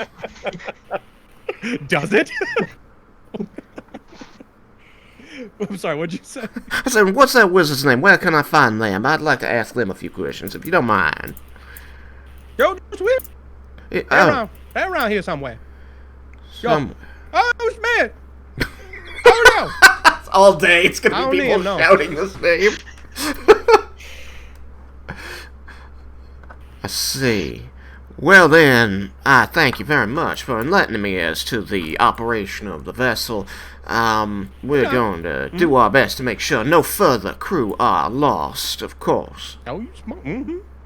Thank you. When the beast does appear, you should probably get inside the hull. We'll take care of things from the deck. I'm a boom stick, shoot him. Alright then. Then far be it from me to stop you doing your job. So with that, viewing the weapon in the back, knocking on the iron door, speaking with some of the other crew members, there is a great rush of wind not too far from you. Coming from the west, there is a cry that rattles your very teeth. And as you look off to that distance, you see what looks like a dot quickly growing in size. And just as you're walking away, Johan, you hear the man go, "Oh, it's time to go!"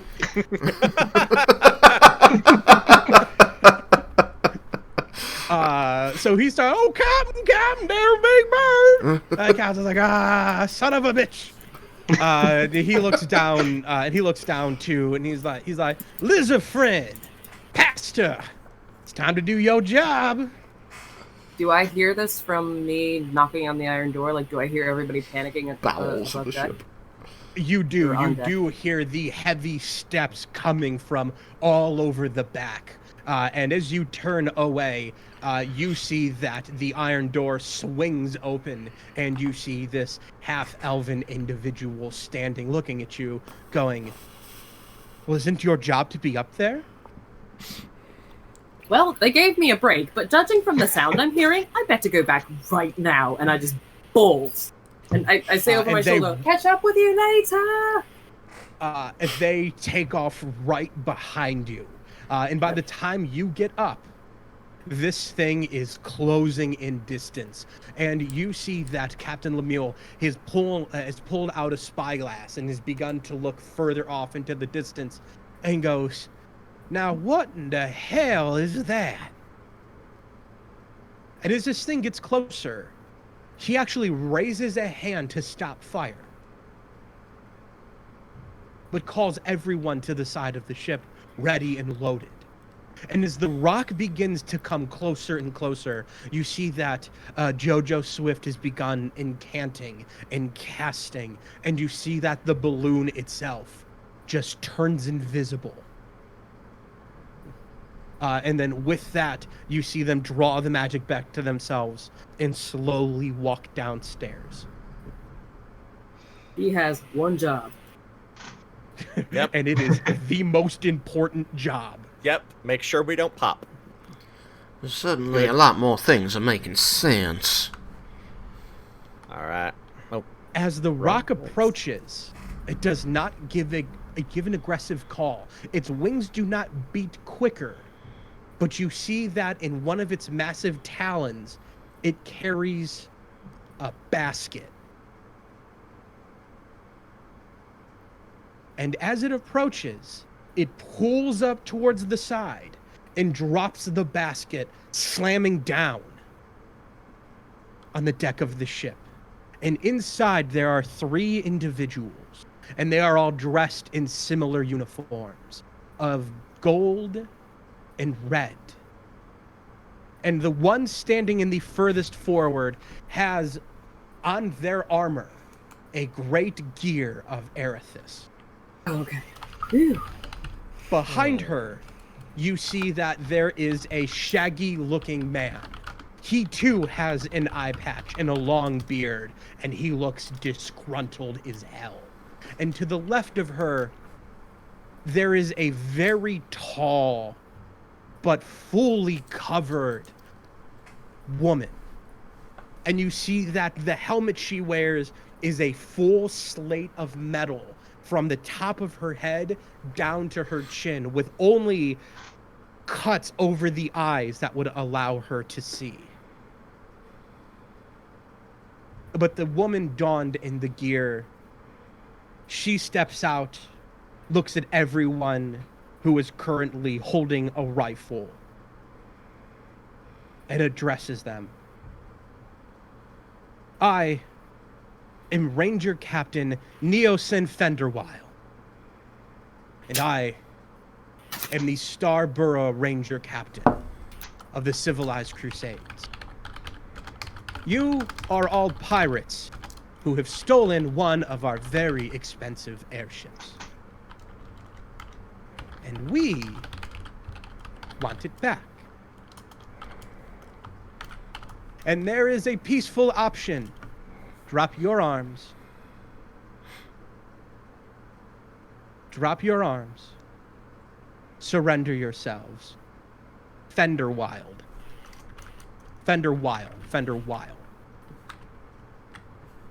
Drop your arms, surrender, and you will be shown leniency at the hands of the courts. And if you are to resist, then consider yourselves judged and sentenced." On whose authority do you speak that you have the right to judge and sentence people without a fair trial, simply for resisting the fact that their livelihood is at stake? She looks to you, and she gives a gentle smile and taps on the gear of Erithus. That would be You claim exactly to- the purview of the goddess of civilization, actually. but it is acknowledged by all kingdoms that we are a peaceful force. But every peaceful force is still a force. And I am certain the report that I will need to turn in will more than likely be just fine, so long as I return this very expensive ship. You say that you are said to be a peaceful force, and yet was not the whole point of this civilized crusade to subject people to ways that you simply believe, are, shall you say, better, without a care or a thought for their own upbringing and their own ways of life? Well, I'm afraid you'll have to forgive me, as I do not deal in philosophy with pirates. Apologies. Allow me to introduce myself. My name is Isolde Stormwind, and I am no pirate. I am merely a passenger. Well, as are my passenger. companions here. You say you speak for a goddess, yet you are a ranger, not a priestess. Is it not the clerics, and the high clerics, or even the grand clerics only who can claim to commune with God directly, and exert their will? They exert their will through us. Now, do you have a piece of parchment or a documentation, or a warrant of sorts, that gives you the power of these grand clerics? Else, I believe that you would be acting outside of your jurisdiction, and you yourself could be tried for going rogue. Yes, I do have one. And she points to the left, and then the tall woman cracks her knuckles and goes, "That'll do." Now, that is not a piece of parchment that is recognized. And you say that you are a peacekeeping force. You say that you are a peacekeeping force and you act in the nation of civilization, and yet instead of presenting a warrant and any proof of due process and jurisdiction, you instead threaten me with violence? I do not see how you wish to maintain your reputation of a just and good people if you do not provide the proper documentation. If word of this gets out, your reputation could be slandered. How would the goddess Erithis?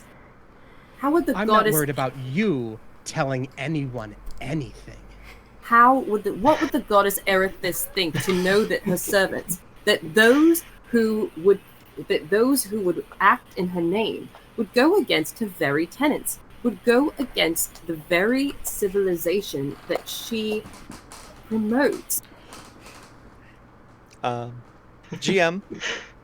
Yes. Sorry. If at all possible, I would really like to sidle up to the good captain while my wonderful warlock is running a distraction ring. This is truly the best distraction any of you could ask for. So, absolutely. Yes. Really quick.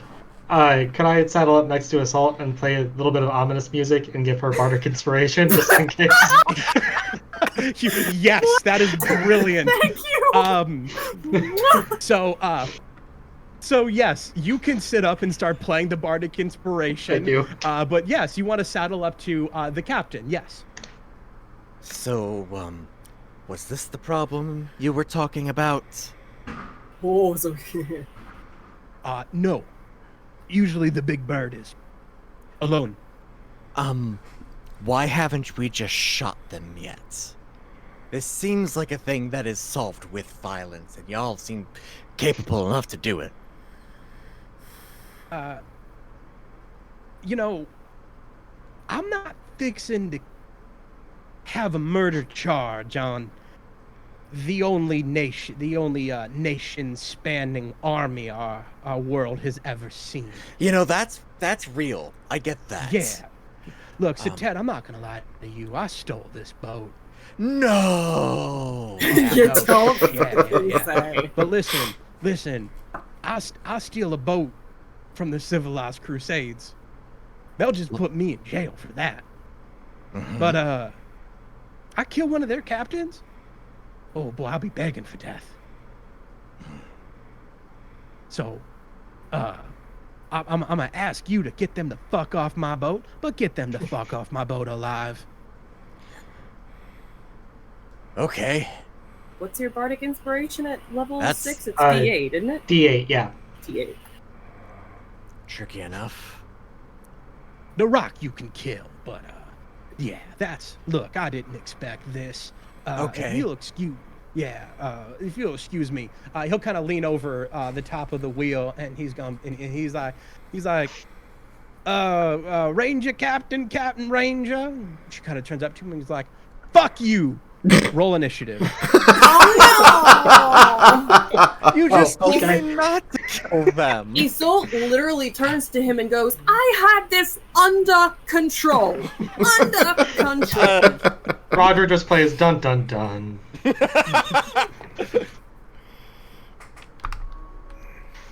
I've got mine when you're ready, GM. Okay, let me get friends here. Awesome. Rolling like a champ over. Oh, God. I'm rethinking my strategy in light of that initiative roll. I think I know what I'm going to do.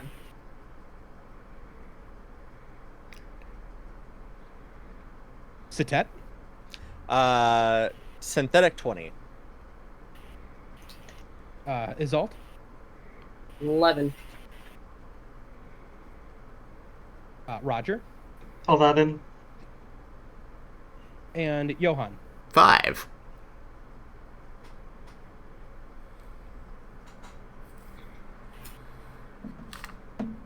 All right, let me put down some initiatives here. My least favorite part of the game. Mm-hmm.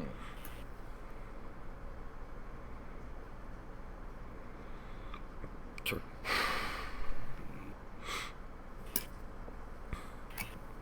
That person.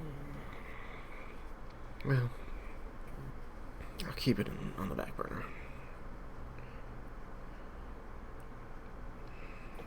All right.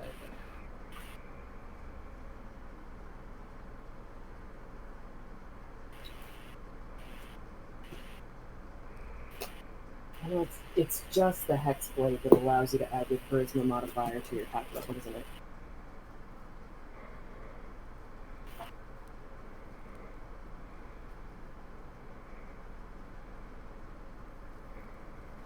All right, so top of the order is going to be Satet. You are on the upper deck that has the captain's wheel, which is going to be about 15 feet above the main deck. However, there is a way that you could reach basically everybody. Mm-hmm. But it is going to take a certain amount of arrow flinniness if Oh, you yeah. should desire. Naturally. I mean, I am a swashbuckler. I am made to buckle swash. Let's do this.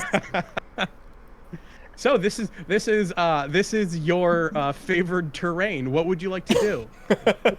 I am going to vault up onto the railing and kind of run down and kind of use that momentum to push myself off. And so can you please describe to me the 3 opponents? So the 3 opponents you are facing right now, they are all about 10 feet away from the banisters, but 15 feet away is the ranger captain, who is standing. She has a longbow on her back. She's 10 feet away from Assault. 5 feet behind her, to her left and right, there is a shaggy-looking, long beard, wearing an eye patch, looking for his rapier too. And to the left of her, he is to the right. To the left of her, there is a very tall, well-armored woman who is not reaching for any weapons. Instead, is just cracking her knuckles. Okay, cool. All right, so I will use my momentum off the railing to vault towards Shaggy. As I do so, as I pass my companions, I will tell them, incapacitate, don't kill. And I will go in for our Shaggy friend. Okay.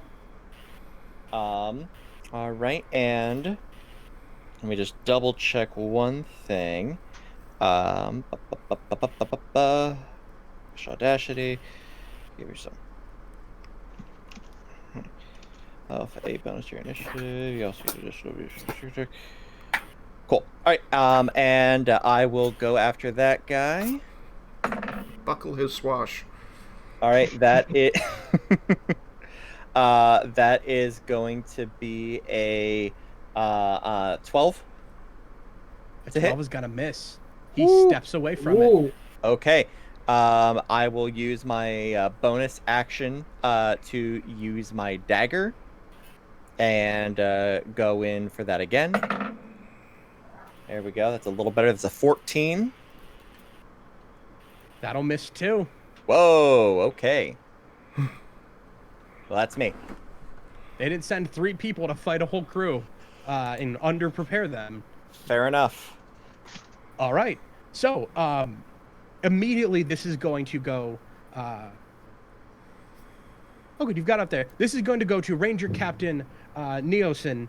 She is going to jump back, pull her bow, and she's going to quickly just right at you, just directly at Assault, and says, Right. anyone. And she is going to make an attack. That is going to be a 27 against armor class. Yeah, and I think I was gonna react with mage armor, but I'm not gonna because I. Shield? You mean? You should have taken Hellish Rebuke. There you go. Oh, more spells than that. That's okay. It's fine. Everything's fine. I'm gonna have to take that, but everything is That is going to be 8 points of damage. okay. I had the 4 temp from earlier, so Excellent. that's helpful. And then she is going to, with a second attack, she is going to turn, and she is going to...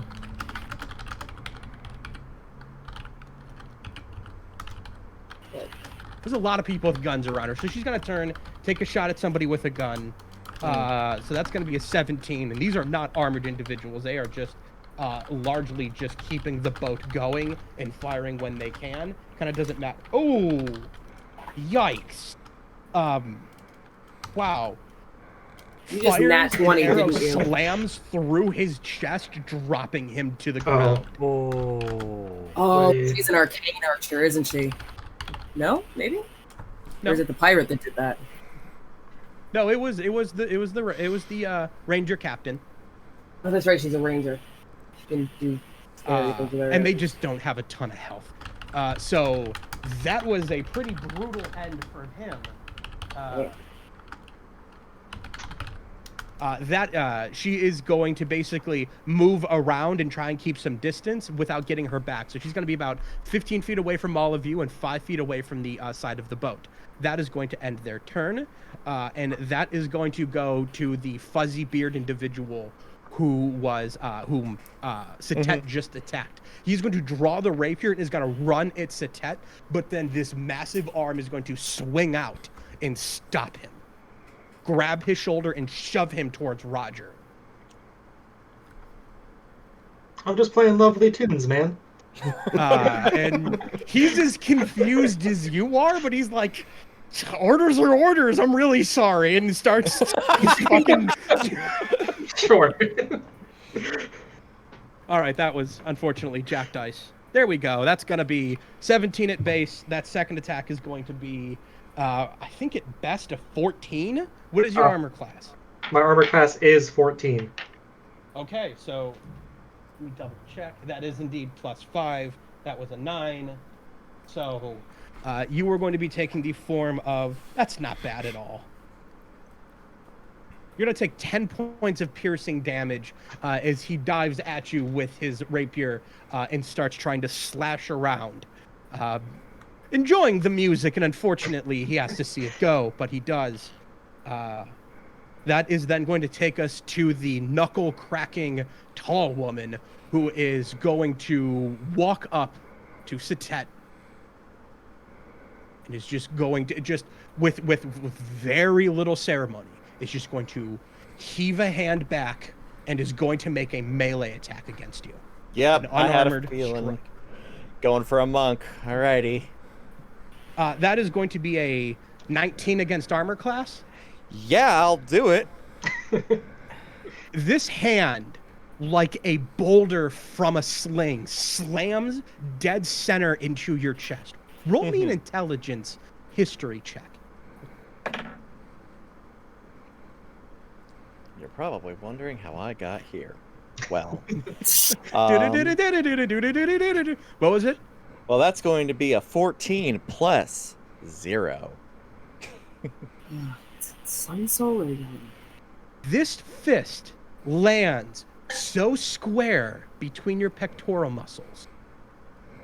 It almost fits like a glove from an old friend of yours. Someone whom you've done a lot of work with, but have not seen since. And as this blow lands straight into your chest, it feels familiar. You got friends that wear your chest like a glove? Only a few. And as you're kind of reminiscing about this, a great foot comes wielding towards you. And you dive out of the way, and as it slams down onto the deck, you hear the sound of wood cracking underneath. That's Now, we're incapable of seeing the deck, is that correct? You're standing the on top balloon of the you deck. can't see. Yeah. We're standing on it, but we can't actually see it. It's invisible. The ship itself is invisible? No, the balloon the is balloon. invisible. The balloon is invisible. Okay. Yeah. Got The you. ship can take a ton of punishment. That balloon cannot, so it No, has to okay. be hidden from the rock. Yeah. Okay. So that is going to end her turn, and that is going to take us to Assault. Okay. So I have a couple of options here. And they're going to depend on the answer to this question. Is, what's her face? Neosin. Does she happen to be 5 feet from the railing? She does. Really? Indeed. Okay. So the Ring of the Ram. If you... So this was going to be my thing. Oh, I'm proud of you. I was either going to hold them or and be like, everybody stop this, or hold my hand out and be like, please stop, while actually using the Ring of the Ram to push her off the ledge, and then obviously make it look like an accident. I startled her. Now remember, Satet just said, incapacitate, don't kill. And you Exactly, can she was alive when she left the ship. Shag. When he left the ship 200 feet off the ground. I don't know. Hey, It wasn't the fall that accidents killed happen. her, it was a sudden stop at the end. We're really Absolutely. high up. What? Accidents happen. And my deception is really high. I could probably say it was an accident. I probably startled her when I put my hand out. You know, if she were Tragic anyone, accident, really. if she were anyone but a member of this civilized crusade, I would probably feel bad about it. But she's a member. So what of the kind of check civilized do I need crusade. to make here? Okay, so it's actually an attack. So the Ring of the Ram, it's +7 to attack, and if succeeded, 2d10 force, and then they're pushed 5 feet. Okay. So with my hand that's the Ring of the Ram, I'm going to be like, stop, please! While actually rolling attack. That's going to be a 16 plus 7, so 23 to hit? Roll damage. Okay, so that is going to be 2d10 force damage, and she is going to be pushed 5 feet, and hopefully she's going to fail whatever save it takes her to stay. Unfortunately, she is going to succeed it. 13 with force a- damage. It's good damage. It's damage you need. And then But, oops, sorry. No, Even though I've but already however, as she is blown off the side, she pulls an acrobatic flip and grabs onto the ledge and hangs from a hand. Oh, hangs from a hand? Oh, well. It's not a huge check. I don't want you all falling off. It's a That's fair. 12. Even though I already said as part of my attack, wait, stop. Can I still, really loudly Or would this be another action to try and intimidate and like yell loudly and be like, everybody stop this at once? I think that'll be another action. Okay. So you do have a bonus action in movement if you want it. Yeah, I'm not gonna take my second. Oh no, wait, it's only my half weapon. That's what it's saying. Just so you're aware, the ram is visible. It's a spectral, ghost-like ram that exudes from your hand and hits them. It was an accident, and it reacted to me being scared. I'm not saying you can't do it. I'm just saying that there is an effect that is visible. I thought it forgotten wasn't about loaded. that. It's okay. It just, I thought the safety was on. It can't fire if it doesn't have something in the magazine. Come on now. It's fair. Fair. No one ever told me where the magazine for this ring was. Okay, so I'm going to use my movement to kind of go to the center of the deck so that I don't meet the same fate. As I'm like feigning shock, like, oops, that was an accident, you know. Mhm. Feigning, oh, did I just do that? That was totally an Okay. accident. I had no idea that ring did that. It was just Roger. a nice little trinket one of my brothers got me.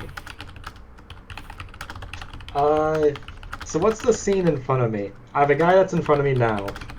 Then, like, within a 30-foot cube of that. oh boy, within a 30-foot cube of that. I would honestly say that you could probably just land him alone in that 30-foot cube, as a lot of the crew is moved away from this fight, and they're turning their attention to the rock.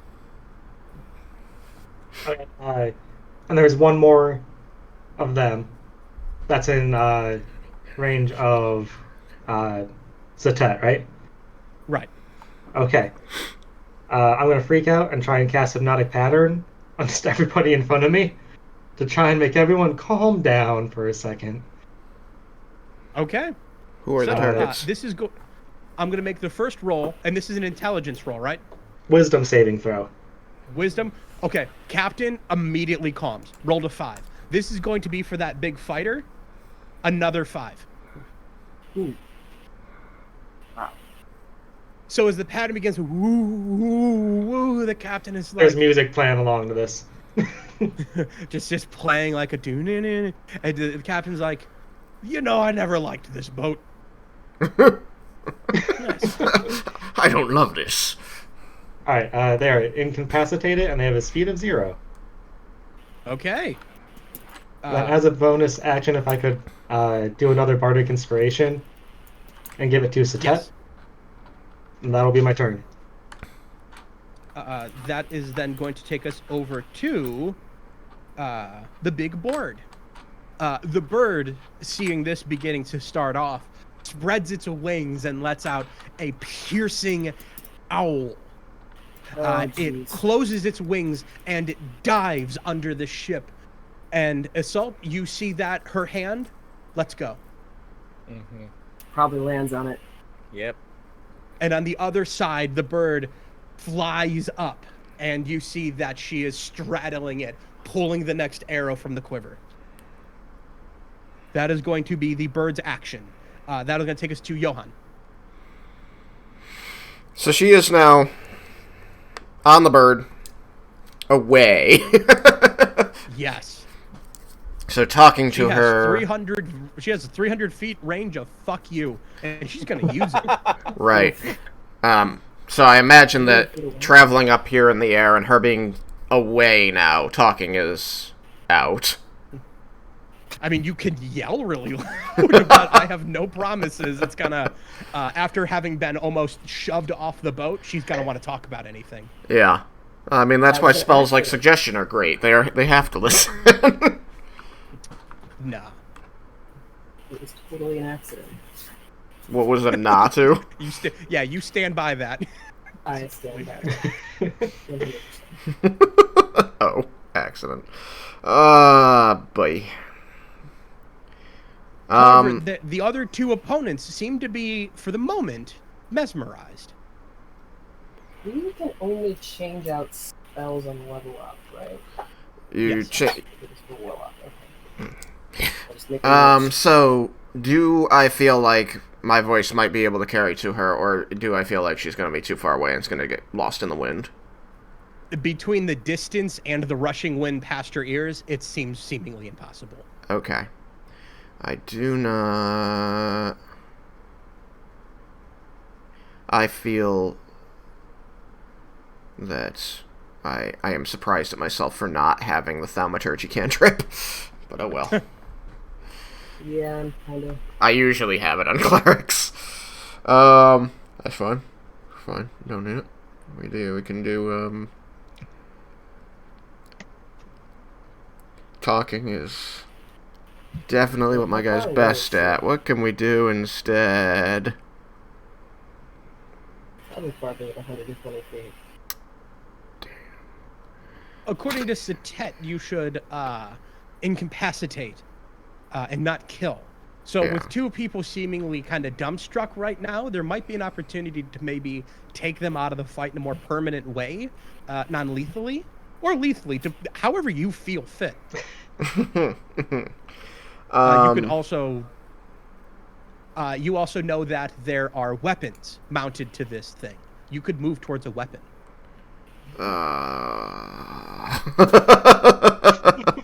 They are designed to shoot at the bird.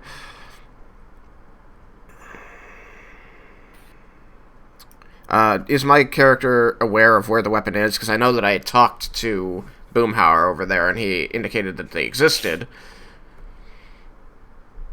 Yeah, you've kind of walked around and you've seen some odd shapes at both the front and back of the ship. Okay. You could probably make a pretty good assumption of what they are. Okay. Is one of those in range to move to? Yes. Okay. The one in the front from where you're at now. Okay. So if I move to that one, what do I see, and what may I do with it? So as you run up to the top of the stairs, you see what essentially looks like a smaller ballista. Okay. Is there any kind fires of small trees? Yeah, fire small trees. Yeah, I'm aware. Are these tethered to the ship in any way, or are they just arrows? They are just arrows. Okay. As no one really kind of wants to be Attached to whatever something they that is shoot. much bigger and stronger than them. Yeah, no, it's fair. It's fair. I was just curious. Okay. You know what? Hell with it. Let's give it a shot. Literally. Okay. So, this is going to be dependent on your ability to make a ranged attack. So, it is made pretty dummy proof, so you will have proficiency with it. So Okay. go ahead and give me a ranged attack against the Rock's armor class. Okay. Ranged attack meaning dex or strength? Dex. Dex. Okay.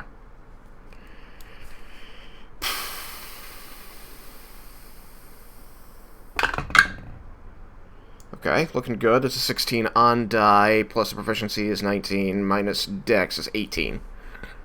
Roll damage. Okay. What is the damage of this weapon? We're gonna call this 6d6. Okay. So as you mount onto this thing and it flies just right in view, you are able to pop a shot off, and as this small sharpened tree slings forward, it grazes the back of it, ripping blood and feathers. Its tail feathers begin to waft off the side, and it begins to just kind of flap, trying to regain. I am going to make a dexterity saving throw for the good ranger captain is going to start at a 17 and end at a 22. She's able to hold on. Okay. That's 23 points of damage. Okay. What? I did 6d6 worth of ballista fuck you damage. And how much damage is that? 23 points of, I assume, non-magical piercing. Exactly. Did you aim for the rock or for her? I was aiming for the rock. There's definitely... I don't want to hit her, because the bolt that I'm using is bigger than she is. But the rock's going to be a much easier target to hit. Okay. So with that, that is going to end your turn and take us back to the top of the order. Satet. Okay. On a quick look around, do I see it's a long shot, but do I see anybody with like manacles that I might be able to like pop onto this person that now has been magically incapacitated? They have manacles in front of you. Ah, perfect. I will take their manacles and put them on them. Okay. When you do, as you grab them and you start to put them together, you can feel that there is deep inside of this person, there is an anger about being shackled together. And Look, you can and I will almost lean- hear the knuckles popping as they're trying to regain control. I will lean. It's like, look, this is only temporary. If you're actually one of my mates, we're gonna have it words, and we'll see about getting you out of this. But I will pop Okay, them on. that will be your action. That's fine. You have movement and your bonus action. Well, the ranger's not on the edge, which is what I was gonna do. The scruffy guy, Shaggy. What's he up to right now? Listening to the music, watching the pattern. Okay, but I probably can't use my bonus action to manacle them either, or manacle them Not as unless- well. As a thief, you could, but Yeah, I mean, I'm a rogue, or you talking But about it's- specifically that subclass? specifically the subclass allows is use item as a bonus action. Oh, didn't know that. Cool. Then yeah, no. I will go ahead and I will stand at the ready, and in case. Actually, no. What I will do is I will take this person and I will shove them into the awaiting pirates, and I'll just yell to them, "Get her below deck!" Okay, they're like, can do, and then they just toss him down the stairs. I would have gone a bit more gently, but that's fine. They have to shoot a rock. No, they have better things to do. Right. Okay, that is going to go to the ranger captain, who is zooming around for the next shot. Boy, Assault, guess who's getting shot at twice? The guy Yeah. shooting? The first attack is Sometimes going it to like be that. 17. The second 17 to attack, hit. yes. Okay. The second attack is going to be 11. First one hits, second one does not. And this is Okay. her that's shooting at me. Yes.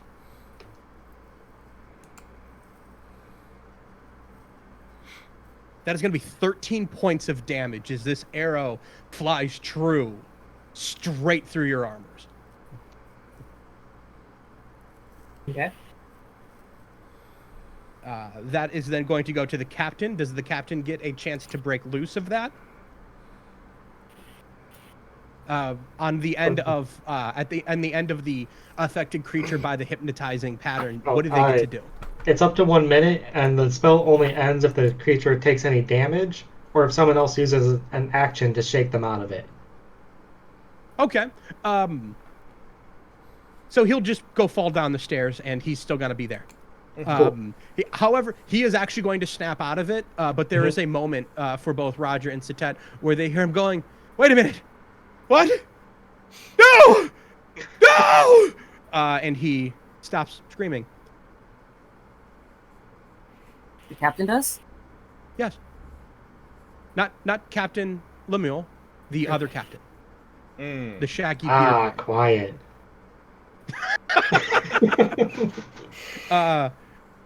That is then going to go past the fighter and is going to go over to Assault.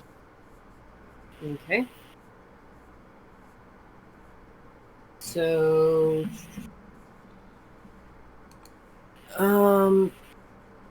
so they've got the other two taken care of. How far away is Neosin now? Still 300 feet? Yeah, probably between about 250 and 300. Uh,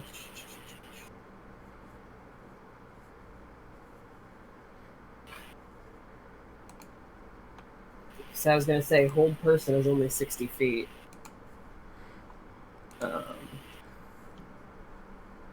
So bonus action. Let's see. So is my action Eldritch Invocation, Armor of Shadows? I can cast Mage Armor basically at will. Okay. So that bumps up my AC +2, which not much, but it'll do. And then yes, that's my action. And then as a bonus action, I want to yell as loud as humanly possible. Oh no, wait, this was the intimidation check that I want to do. Okay. Can I undo the... Alright, so can I, instead of the... Okay, so... Okay, so instead of doing Armor of Shadows... Okay. Instead of doing Armor of Shadows, I'm going to bonus action use Healing Light on myself as a Celestial. Who are you trying to intimidate? Basically, everybody that's fighting right now. So mostly Neosin. The only people who are fighting right now are either monocled or fell down the stairs, and Neosin is too far to hear you. Oh, I did. So you could do the armor and heal yourself. I really wanted to try and intimidate her and be like, cease this at once, but I do not have thaumaturgy. And I would probably make a recommendation to move for cover. Yeah. So bonus action, Healing Light. So I'm gonna get 12 hit points back. That's good. So that almost a full. Yeah, as an action then, Armor of Shadows, and then movement, find cover. Okay. So, as you go running for cover, which you can essentially hit a doorway inside of the boat, which will give you full cover from these attacks at this range, you end up you find yourself being covered in the darkness that your patron sends to protect you further. Roger, what would you like to do?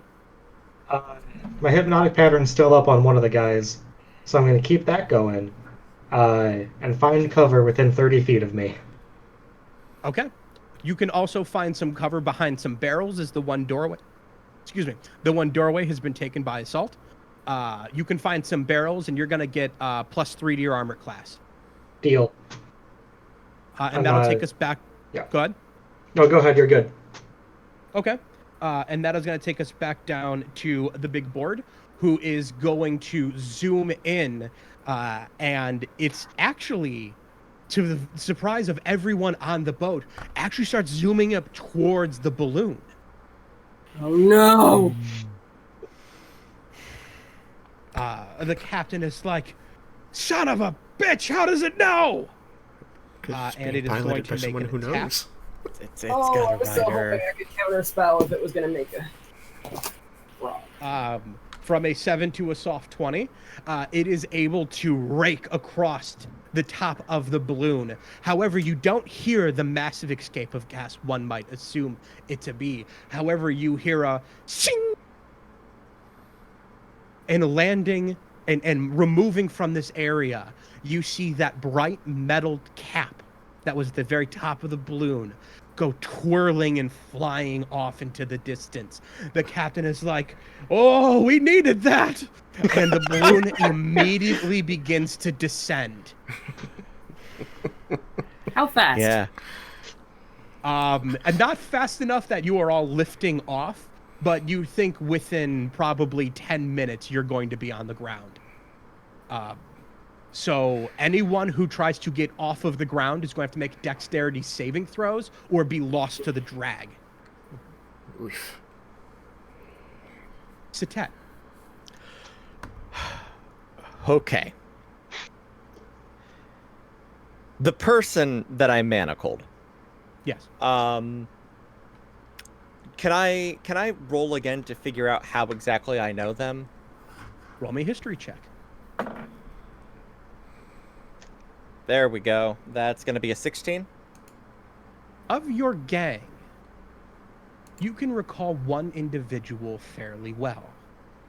The two of you have had a strange relationship. You liked each other as much as you disliked each other. Whereas you acted in clever lies, the shadows, and deceptions, she liked to punch things. Your argument was flies are easier caught with honey.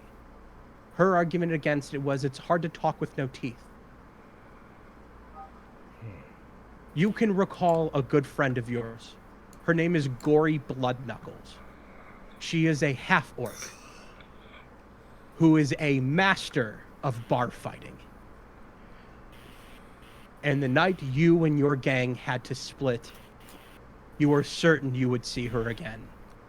In her element. But that's not where she is now. All right.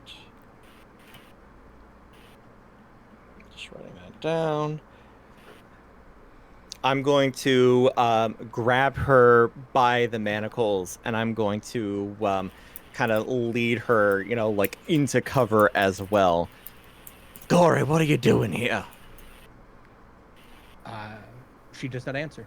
Okay. And though as you drag her, you hear what sounds like a ting ting ting ting ting ting ting ting. What I look at her.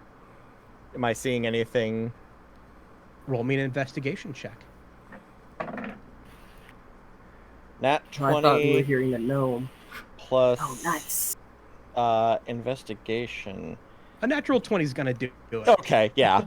With a natural 20, as you pull her, she kind of yanks back, and you can see wrapped around her neck is a choker, along with a small brass bell. Oh, you got made! Oh, that changes the score. With a natural 20, you recognize this to be some sort of divination bell that whenever it rings, it sets off a location. Gotcha. Cool. Do I see a lock on the choker? You do not. It's made of metal? The choker itself is made of leather, but the bell is made of brass. And again, with that natural 20, you know that this wasn't simply just affixed to her, knowing that she could just cut the leather herself. There is obviously some sort of trick to this. All right. We've taken this. I get in close to her and I kind of like push her into cover. She falls immediately down the stairs. Okay. Just don't, right down the stairs. Just stay put. Good job, and Santa. I'm going to kind of get myself into that stairwell, and I'm going to draw my bow. Okay. And I'm guessing that's all of my turn. Yeah.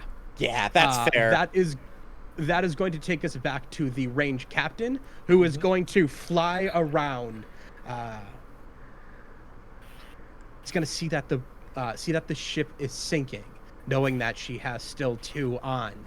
And she is riding a pretty big bird. She's feeling pretty good. Her regular target is no longer in the space, so I'm going to roll a d8, and I'm going to assign Satet as 1, Roger is 2, and the rest are crew. She is going to fire her first attack on crew, and she is going to hit, and she is going to kill.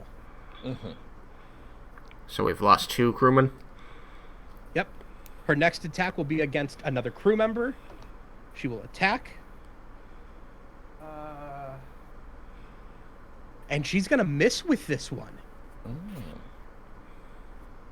She has +8 to her attacks, and she missed. Wow. That is going to end her turn. The good captain, the previous good captain of the Aeronaut, isn't screaming anymore. And isn't down there. I don't see him down there. Nope. Oh Did she just kill the captain? no, like her captain, Yeah, The- the one she brought, the shaggy guy. who you threw down, who was thrown down the stairs. He's not down there anymore. At this, That is gonna take us to Assault. Previous captain would probably mean they know their way around. Okay. mm, So he was thrown down the stairs and now he disappeared. yep. Yes. If y'all think y'all with like the good range think you can take care of this bird situation, I'll look into that. I got this big crossbow. Okay, so I know that Neosin is on top of the rock and therefore pretty far away. How far away is the rock itself? As far away as she is. Now, mind you, Um, there are 2 big weapons on this ship. I'm also in cover and I don't want to risk it as the ship is going down. Is the thing. You know, like I don't want to risk. Oh wait. The rock's been hit, right? Yes. Okay. I shot it once. He's not within 60 feet though. No, I'm gonna toll the dead. You can hold the action for when it does come within range. Okay. I'm just trying to think which would do. Actually, that would do more because it's deep. Oh no, Eldritch Blast would do more, but it's also contingent upon me hitting. You still have the Bardic Inspiration and the D4. That's true. An Eldritch Blast is 120 feet. Is he still, like, far? Or is 120 feet good enough? For this thing to attack, it has to come in range of the ship. So if you hold your action when this thing flies in, you can make your attacks then. Okay. In that case, I'm gonna basically, from cover, just get ready to Eldritch Blast it when it comes in. Excellent. That is going to take us to Roger.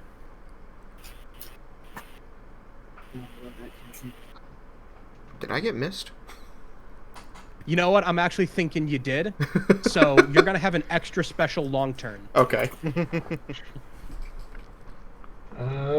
Do-do-do. I went back to set that. I'm like, I can't remember if he's first or not. I'll wait. Yeah, I realized that, and I'm like, all right, extra special long turn. Okay. We're good. Okay, I will hold my action for when the rock gets within 90 feet of me. I'm gonna hold a spell called Sleep and hope for the best. Level 3. Okay. That is going to take us over to the extra long turn of Johan. Okay. So, for this extra long turn, because it was my mistake, I'm not going to hold you to any spell casting limitations, such as you cannot cast 2 spells in 1 turn. Okay. I do want to know how far away this rock is, since that's still since people are fighting the people who are on the ship. I don't need to concern myself with that immediately. How far away is the bird? Is it in range of the ballista I have? And is there more ammunition for the ballista in reach? The ballista is loaded by somebody at the end of every round, so that this thing can constantly be fired. The rock is flying around on the wide end. However, it seems to be zooming in to make an attack soon. Okay. So, But you have enough range to attack this thing. Right. So I could, for example, make an attack with the ballista and then prepare a spell if I wanted to for when Yes. it comes in. Yes. Okay. Let's start assuming that. I'm going to roll an attack with the ballista. That is, according to you, loaded. It's a natural 20! Oh my god, so double the damage dice. That's going to be very painful for your bird. So what I'm gonna have Please. what I'm gonna have you do instead, I'm gonna hear the rest of your turn. Okay.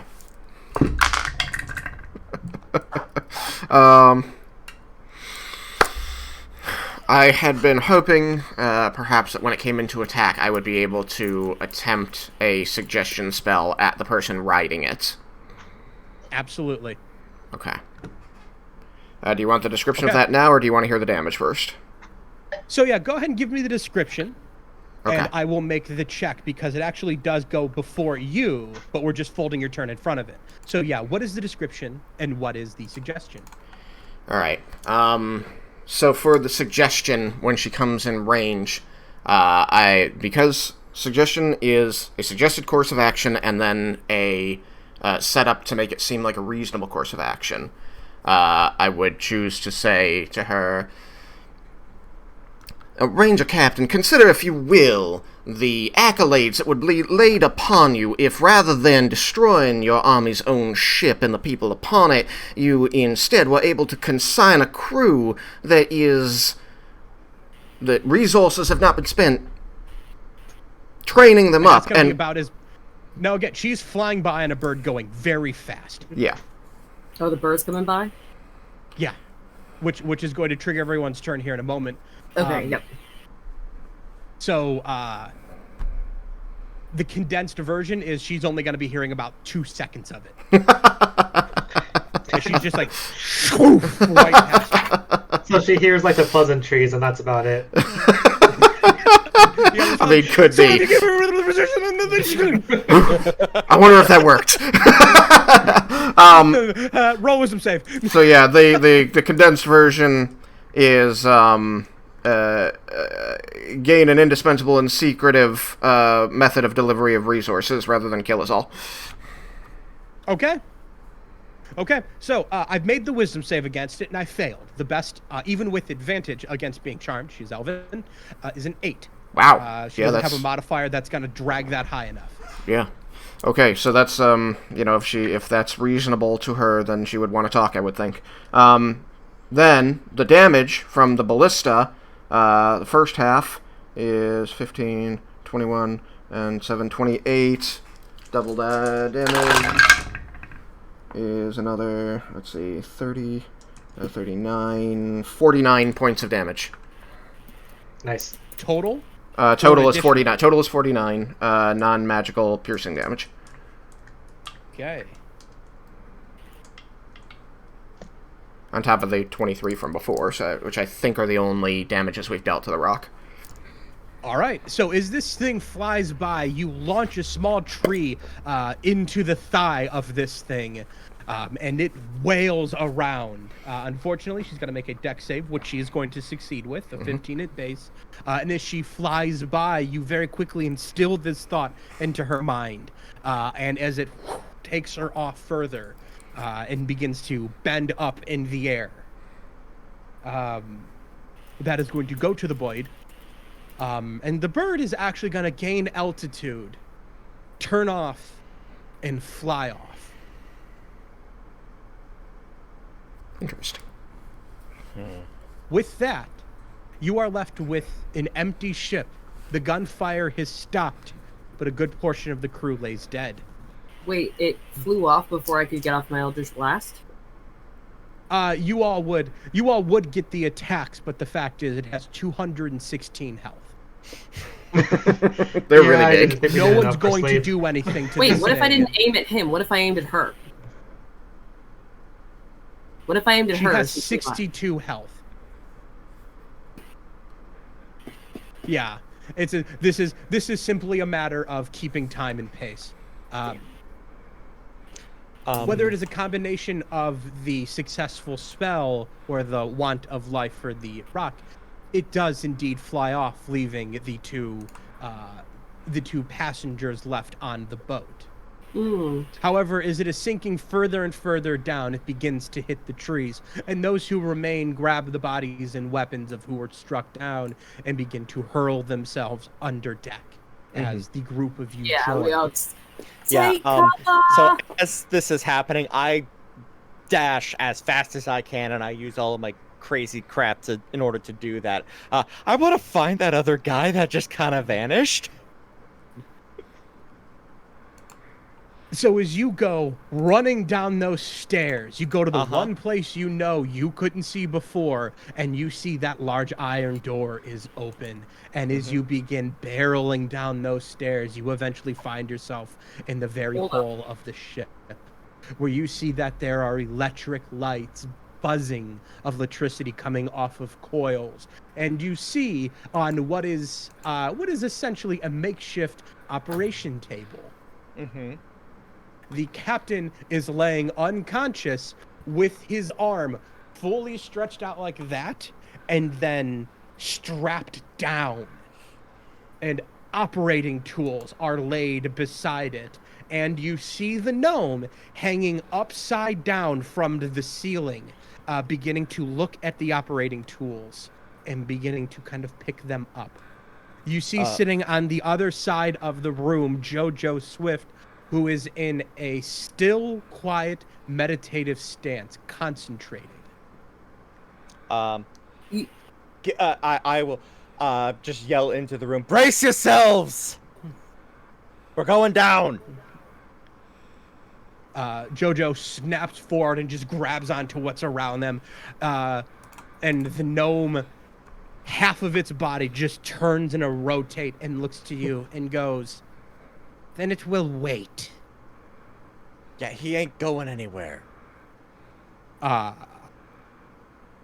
as the trees slam into the bottom of the boat, the massive pines and branches begin to shake it back and forth as it slows its descent. I need everyone on the boat to give me dexterity saving throws. Yeah, this is probably where that bardic inspiration comes I in. still haven't used it. I keep rolling high in combat. That never happens to me. Yeah, I'm gonna need that D8 of bardic inspiration right here. Actually. I'm also going to take advantage of that. Dang.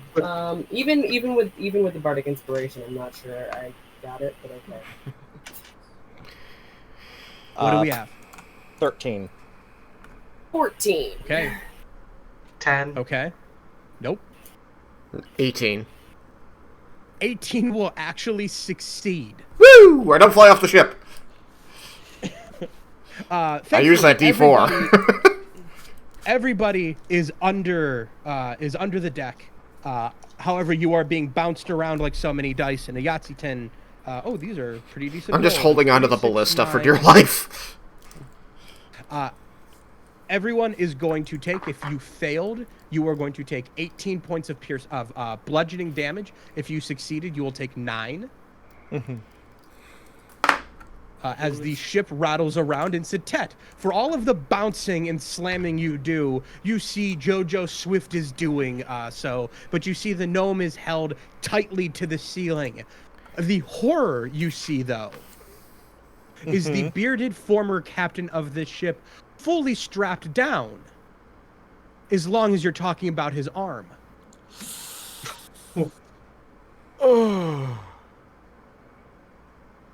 So as he is just kind of a doll being spun around, he lets out a wild scream as the snap and crack of tendons in his arm begin to separate. However, eventually the ship comes to a stop on the top of several branches of trees. And in a quiet moment, the groan and the wane of these branches settle, and the ship seems stable. A voice comes from above deck. Is everyone all right? By and large, ooh. Good heavens. I have cure wounds. Yeah, I will call for you, Isil, to come on in and tend to that individual. Yeah, Isil kind of stumbles in, battered, bruised, but kind of just like shaking it off, sees him and goes, "Oh dear sweet celestials above, and even the ones that dwell below." When you say that, the gnome goes fucking wild. runs across the ceiling and just starts screaming just between common and gnomish profanities and blasphemies. Starts screaming, the legs reach out and smash against vials, slam against coils, and starts going fucking wild. And Jojo goes, "Get out!" All right, I will grab I you. was going to heal, and she goes, "I'm going to heal him, you moron." Apparently, they don't want that. Jojo Swift leaves. So even though he has a spider body, does he count as a humanoid? Yes. I need him to make a wisdom save, I believe it is. DC... He's going to do so at disadvantage due to his maddened state. 5. I think it's a wisdom. Let me double check. It's been so long since I cast the spell. I mean, no matter what it is, it's a 5. Yeah. Oh, yeah, it's whole person. It is wisdom. Okay, so he's held. And, Okay. And she's like, you can stay put until you calm the fuck down. Foam from the mouth. I believe it's concentration up to a minute, so she just kind of holds him there. I will stay in the room until... Just in case. Yeah. As Salt a second appreciate body. that. Yeah, Great. no. So, do you want to try to get this guy out of the room and take him upstairs behind that big iron door? She's going to very carefully unstrap him first. And then it's 3rd level spell slot for Cure Wounds here, so it's 3d8. I'm going to tell you now, this is not a matter of... He has no wounds. But it's the tendons and the bones and the... It's going to take a lot more than Cure Wounds to fix this. Generator's a 7th level spell. I have Revivify, but that's not going to do anything. You're not dead yet. Yeah. While Assault is kind of assessing the situation, real quick, does this guy have one of those collars too? He does not. Okay, cool. Cool. Healing Light? Nope. Both? Nope. Okay, so she very carefully unstraps him. Like, really fucking carefully. He is unconscious. Is the arm still attached? Still, I splint it as best I can. Splint it to his side. If you don't have an actual, like, wooden splint... Fun fact, basic first aid, if you don't have, like, an actual splint, splinting it to their side or another limb will do in a pinch. It's great for fingers. Yeah. Yes, absolutely. And so I splint it to his side very carefully, and I basically say to Satet, help me here, would you? All right. So, as you But I am drag going to him warn you, strength is my dump stat. So is mine. between the two of you, you can carry this individual back up the stairs, and the large iron door that makes more sense now is closed. Were there any cool books in there? I didn't have. You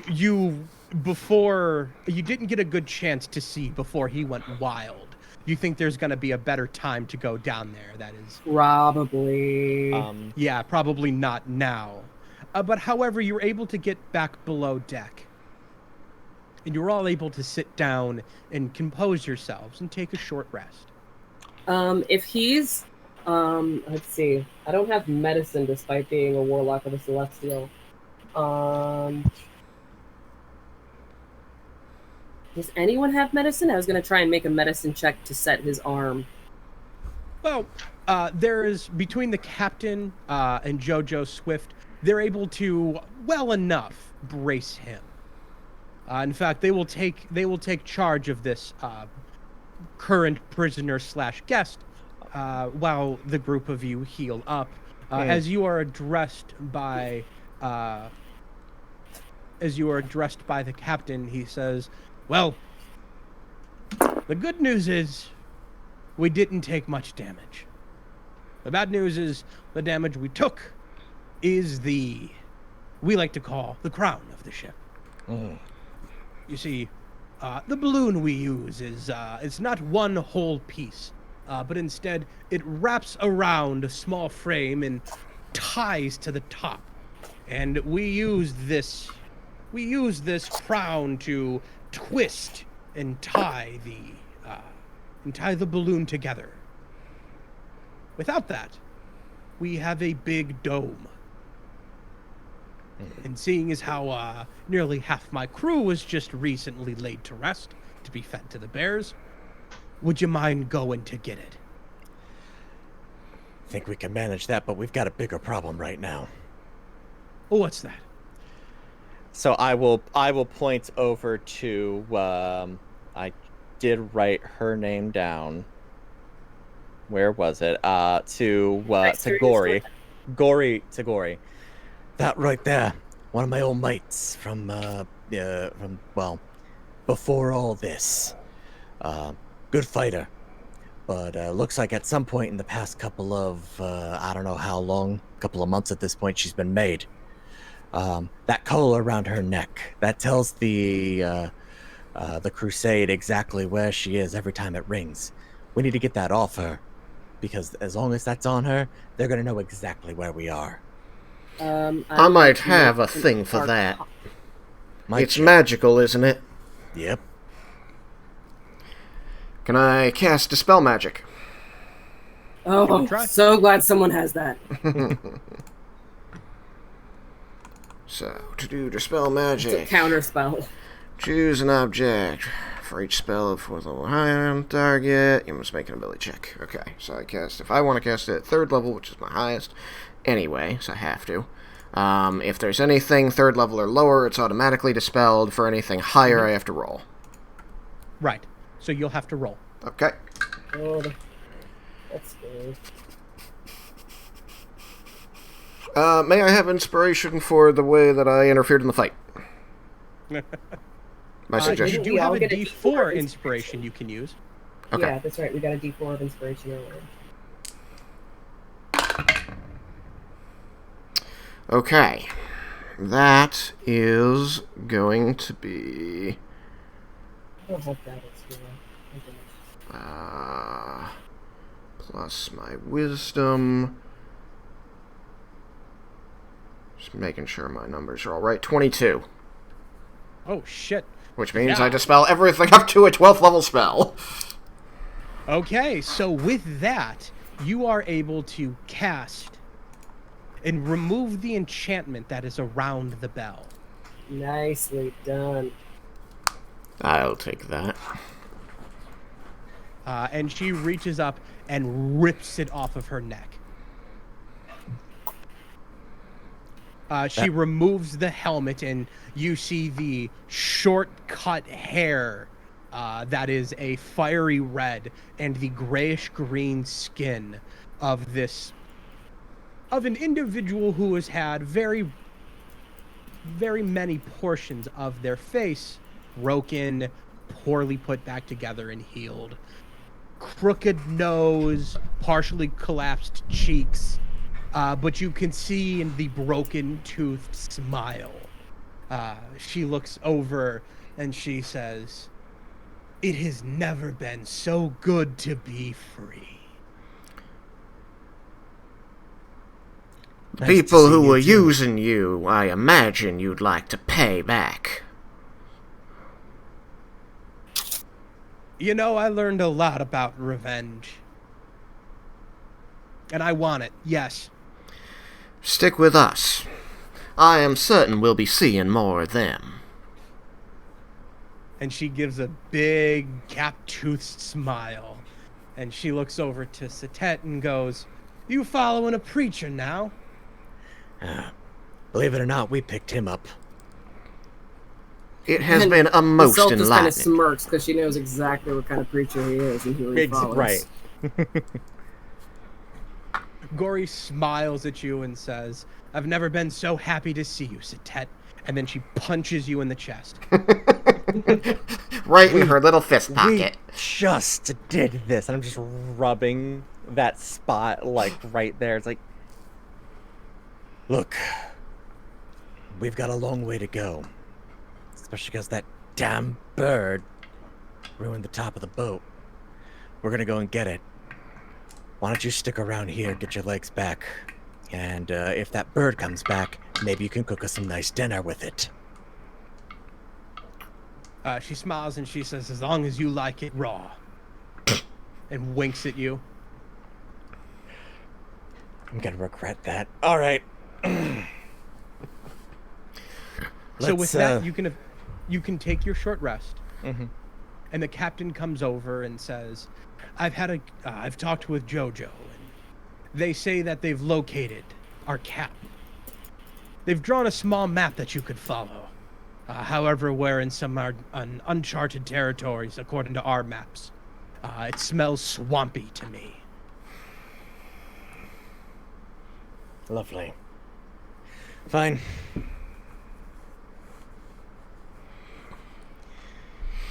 How much, what time is it? After this whole debacle and the crashing, we're in late afternoon. About how far away is the cap?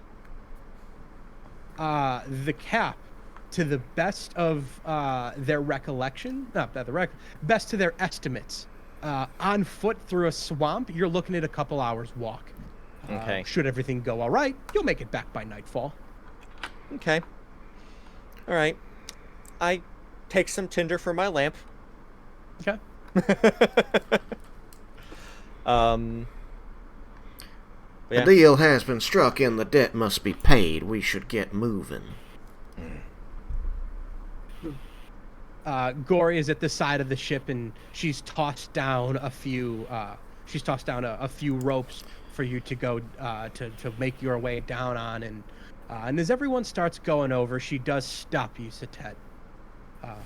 She says, "I'm glad to see that you got away, but not many of us did." How'd you get made? I honestly thought you would have died before that happened. And I mean that as a compliment. Oh, I tried. I'll tell you more about it when you get back. Yeah, sounds good. I'll stop at the captain before we leave and say, you should prepare the fallen. I can perform a rite this evening. He looks to you, and he has a look on you, and he just kind of goes, I mean, if it matters to you, we'll do that. It always matters in the end. All right. We bury him at sea. Sea is the sky, so I take it you mean they're already done. Yeah, we just push him off the ship. There's You would really think nothing that it would left be of him when they hit the cremations ground at that height. ashes can go up and God, I hate to be that farmer, though.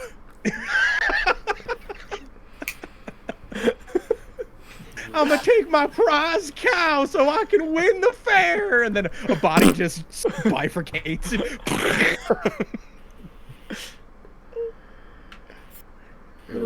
So the bodies will be set aside so that you can send them off spiritually. Cool. And with that, you all begin to descend down. And as you do, from the point where you're at now, where there are very little trees, a cool breeze blows across, you are dropped down into a murky, humid swamp. Now, Roger, Hello. have you thought about where Roger's from? No, not at all. I just always considered him more nomadic, so he just kind of traveled wherever. Okay. All right. As this is going to be rough terrain for most, this is relatively favorable terrain for lizard folk. Hell yeah. Roger, you're going to find it relatively easy to move through this. For everyone else, this is going to be a real slog. Hope you're not too attached to your boots. What boots? As you begin to make your way through, I'll take a survival check to follow the map. everybody. Should it be a survival challenge? No, we'll just do a check for now. Okay. From each or from one person? From one person. I got a 16, which is actually pretty good. I cast Speak with Animals and just anything that I can see to kind of help ask about, like, which ways are bad to go? Are there any bad things here?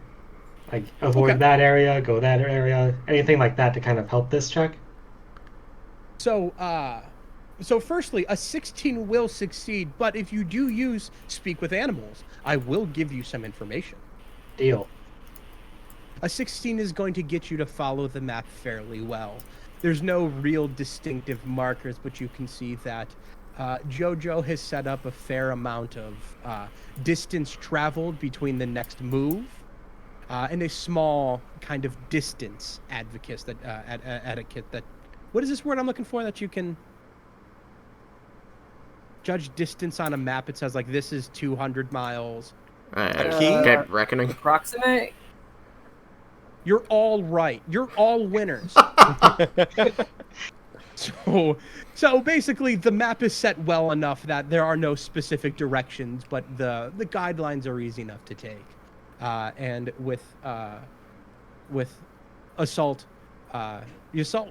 How am I saying this? What is the correct pronunciation? Because I'm looking at it and I can't read. Assault. Assault. It's like Isult. If we're getting Because really I feel like that's. assault. I'm saying that, and I feel like it's wrong. So assault with your, because I feel like I'm saying assault. Assault. Yeah, if it's assault, then that's wrong. But it's assault, pretty much, or assault. Assault. Okay. Yeah. Only well, the emphasis on the assault. So yeah, it'd Thank be, you. I'm it'd sorry. be These E and then fantasy names I'm bad emphasis with. on this. And then there's Roger. The second one.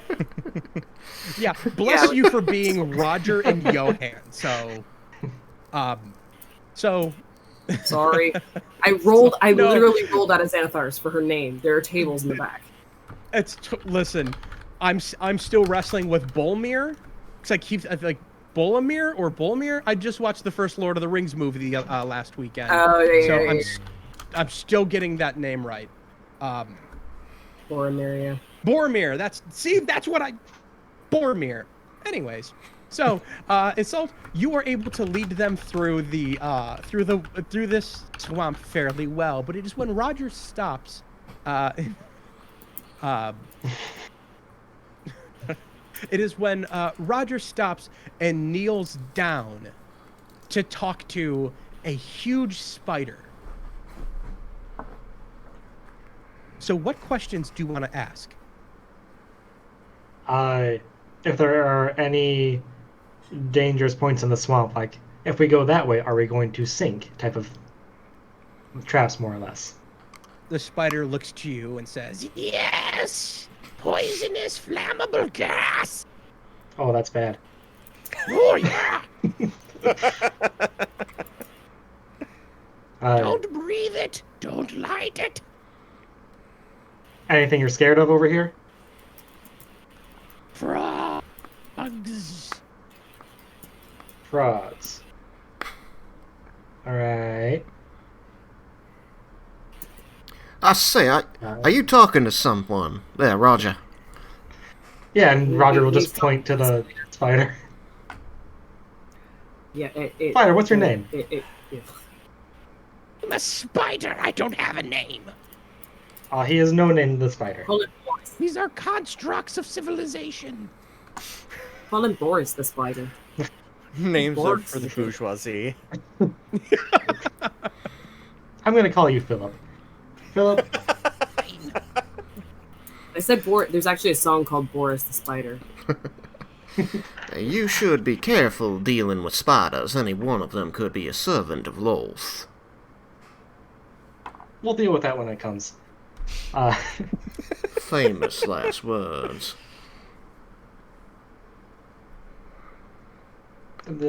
Roger, roll me an animal handling check. Alright.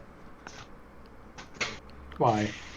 That's a 6. She's a spider and Okay. she goes in a giant peach. The spider begins to walk away from you. Begins to start crawling back up the tree, and it goes, "Beware the gas!" Okay, thanks, Philip. Nice talk. Hey, guys. Yes? Don't light anything. There's some bad gas up there. to know. It will go boom. Also, apparently frogs are dangerous. I'm not really sure I translated that one all that well. But I know there's bad gas. Are the frogs dangerous to us or your eight-legged friend? He was not very clear on that. We'll keep our eyes open. So as your journey continues, the warning of don't light anything, watch out for frogs, you eventually find your way through some deeper parts of the swamp. Though with the proper navigation, you're able to keep yourselves from sinking in entirely, but you do find yourselves about waist height around great trees that grow from the muck up into a canopy that reaches together so densely that the sun is becoming more and more difficult to penetrate through. So there's very little light. Low light, some might argue. And as you start creeping your way through, you start hearing a light. Dum, dum, dum, dum. Dum, dum, dum, dum. I want to cast light on my rapier, but I feel like I don't do that. Do I see anything extra with my low light vision? Roll me a perception check. Happily.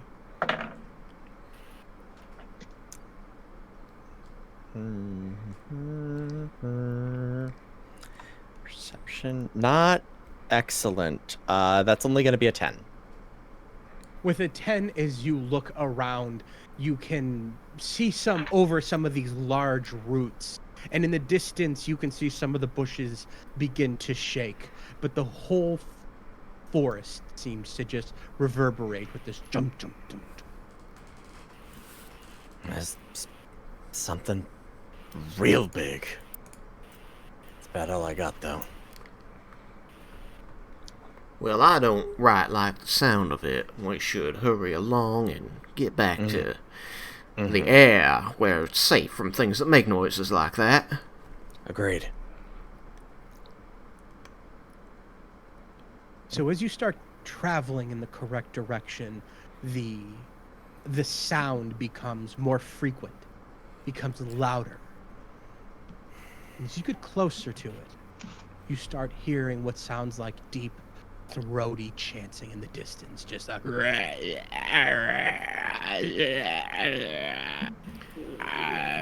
along with the chum chum chum chum chum chum chum chum. Do you think perhaps Religion check. some underdeveloped culture of the swamp might have found our shiny metal object and decided to begin worshipping it? Go ahead, roll me the religion check. You're probably not far off. Religion, history, or arcana? Do we think? Whichever you care for. And just let me know what it is. Let's go religion. That's... You know what? Let me just add that D4 for shits and giggles.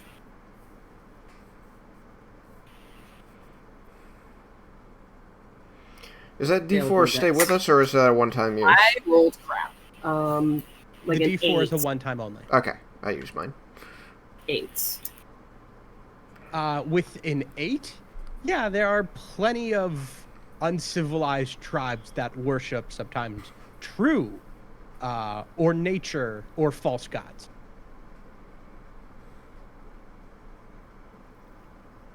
So as you seem to be getting closer to this, as your map has directed it, how do you want to proceed forward? Out of curiosity, I speak Draconic. This isn't Draconic, is it? It is not. I speak several languages. Should I send them to you? Just as... Katie, what did you say? Is it infernal? It is not. Just what languages do you speak, Johan? I can list them for you, or I can send you an image. I'm gonna take a better guess. You don't speak this language. Okay. You don't speak this language. Okay. Y'all want me to sneak up, see what's going on?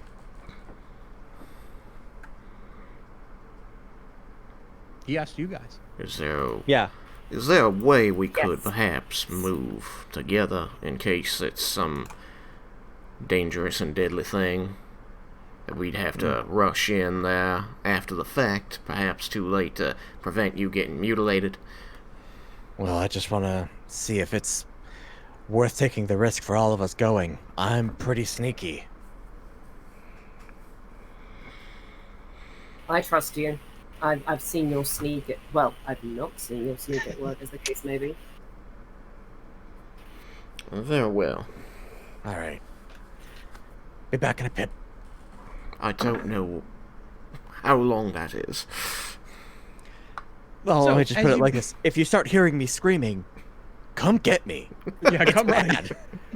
Noted. Oh, you'll know when I need help. Yeah. And it just he said, "I'll be back in a pip," and it's just like, how long is that?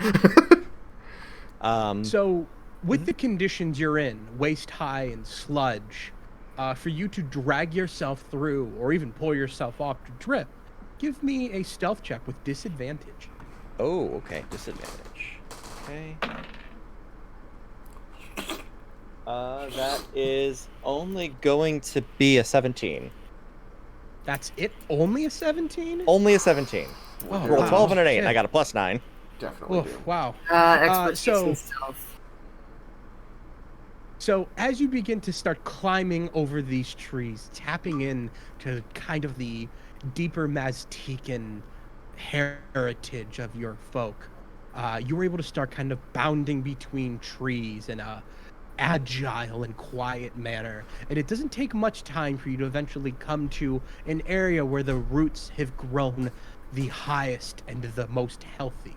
And you can see that laying across several of them seem to be boards from broken caravans, from shipments of wood or felled trees, creating a small set of platforms and walkways across these 30, 40, 50-foot tall roots of these great trees in this cleared area. And you can see from all of their branches, there seem to be what look like dried, burning vines climbing up all the way to the top. And around on these platforms, you see what look like bipedal humanoid green and red frogs dancing and chanting this deep cry. And in the center where the flames seem to kind of point to, you see that there is a beautiful hut dressed in what gold jewels or smooth rocks that could be found. And as you look down onto it, there seems to be a hole in the top. You see that they're beginning the chant and marching around with their spears dripping with some sort of green mucus. And you can see that there is one standing just above this hut in this hole in the center of this small, strange civilization. And his voice echoes out to everybody, and they respond in kind. What do you do? Can I see the cap? Roll me a perception check.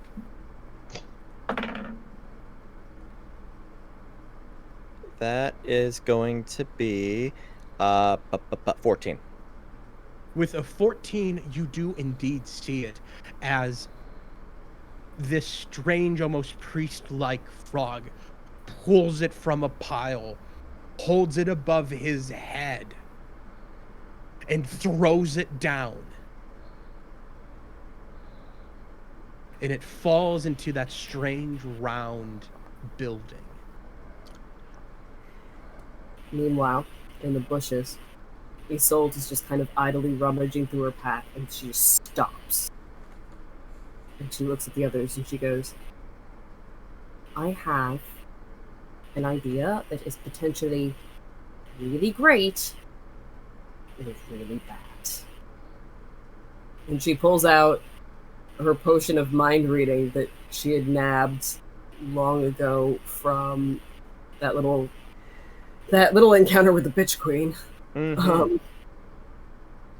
So basically she explains that like she's gonna wait. She gives them like the bare bones wait for Satet to get back to flesh it out. So, hold on, before we continue with that, let me finish with Satet. Sorry. So Satet, you've just seen this and you are hidden far enough in the trees. You don't seem to be noticed yet. What do you want to do? Can I...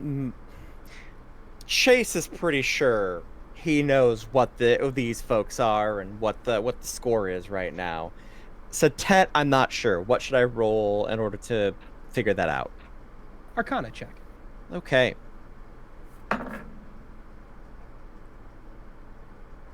No. I rolled a 3 plus Some 0. weird fucking frogs, dude. Okay, so there's frog people. Cool. Didn't know that.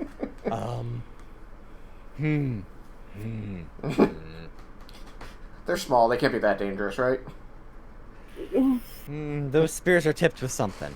Okay, but I've gotten a decent mental layout of this place. I know what's going on. I've seen the cap. We just have to solve this. I'm going to adjourn myself back to my companions, and I will tell them everything that I saw. So with that, you can begin to pull out the potion of mind reading. Continue. Okay. Just like, alright. So, we have a bunch of frogs that are clearly worshipping some imagined god. Now, what is the best way to counteract a bunch of, no offense to them, really primitive, possibly very foolish creatures that worship a false god? And she holds up the potion of mind reading. Give them a stronger false god. Out of character though, with a potion of mind reading, because I know, like with comprehend languages and stuff, and like other mind reading, like if effects, like if they understand a spoken language, but like if you don't speak the same language, does the potion of mind reading still work? Mm-hmm. Okay. Sorry, I sort of answered right away. You're up. I was gonna say because I'd have to like pull up the D&D and like I'd never check the spell or something. So if so I basically lay out the plan to them, which is to one of us, probably one of the spellcasters, take the potion of mind reading and basically convince them that we are stronger gods and that the cap belongs to us, and that great harm will befall them if they keep it, and therefore we need them to give it to us. We are here to save them from absolute devastation and destruction. And I have a deception plus 7. And then basically we could show off our fancy cantrip tricks. I could cast light on something. You're going out on a limb and guessing that they don't have some kind of magic of their own. They were doing some kind of ritual when I was there. I'm not saying you're wrong. I'm just saying it's something we want to be careful of, because if we go in there and you cast light and then another one of them casts light, then then we've made the room a little bit brighter, but not much else. Is Satet's description of what he saw enough to try and figure out what these creatures are? I was going to ask the exact same question. I would also Everyone is welcome to roll an Arcana check. Arcana. Except for Satet, who already failed. That one. That's actually jail. 13. Assault is like, big frogs. Sounds right. Sounds right. I got a 22. Whoa! What? I have expertise in Arcana. Roger, what did you have? 13. 13? Okay. You'll know that these are bullywogs. You know that they are swamp-dwelling creatures. and they have kind of a weird form of society amongst themselves, but it is a desperately primitive kind. You said you had a 22, Yeah, Johan? that's accurate. With a 22, as to what is described, you think that you know all of that information. That information is a given to you. However, you do know that the Bullywogs largely like to set up their chain of command by who is either the biggest or strongest, or whoever has proved themselves to be the most cunning. Not very intelligent creatures, this is kind of the most battle cunning. From what is described, you think that this is currently under a setup of the robed frog seems to be at the top, but for it to just start casting shiny treasures down into something, you think that that frog is either second on the pole and is giving treasure to the one at the top of the pole. Whatever that one believes or has been put in its place in the pecking order by whatever it is feeding. Okay, so this looks like it sounds like what has been described as a tribute ritual.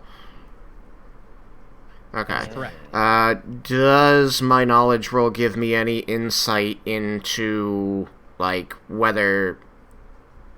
How societally they handle a challenge to their leader, and if the leader fails the challenge? If it happens within ranks, then whoever defeats the leader is likely to take that throne.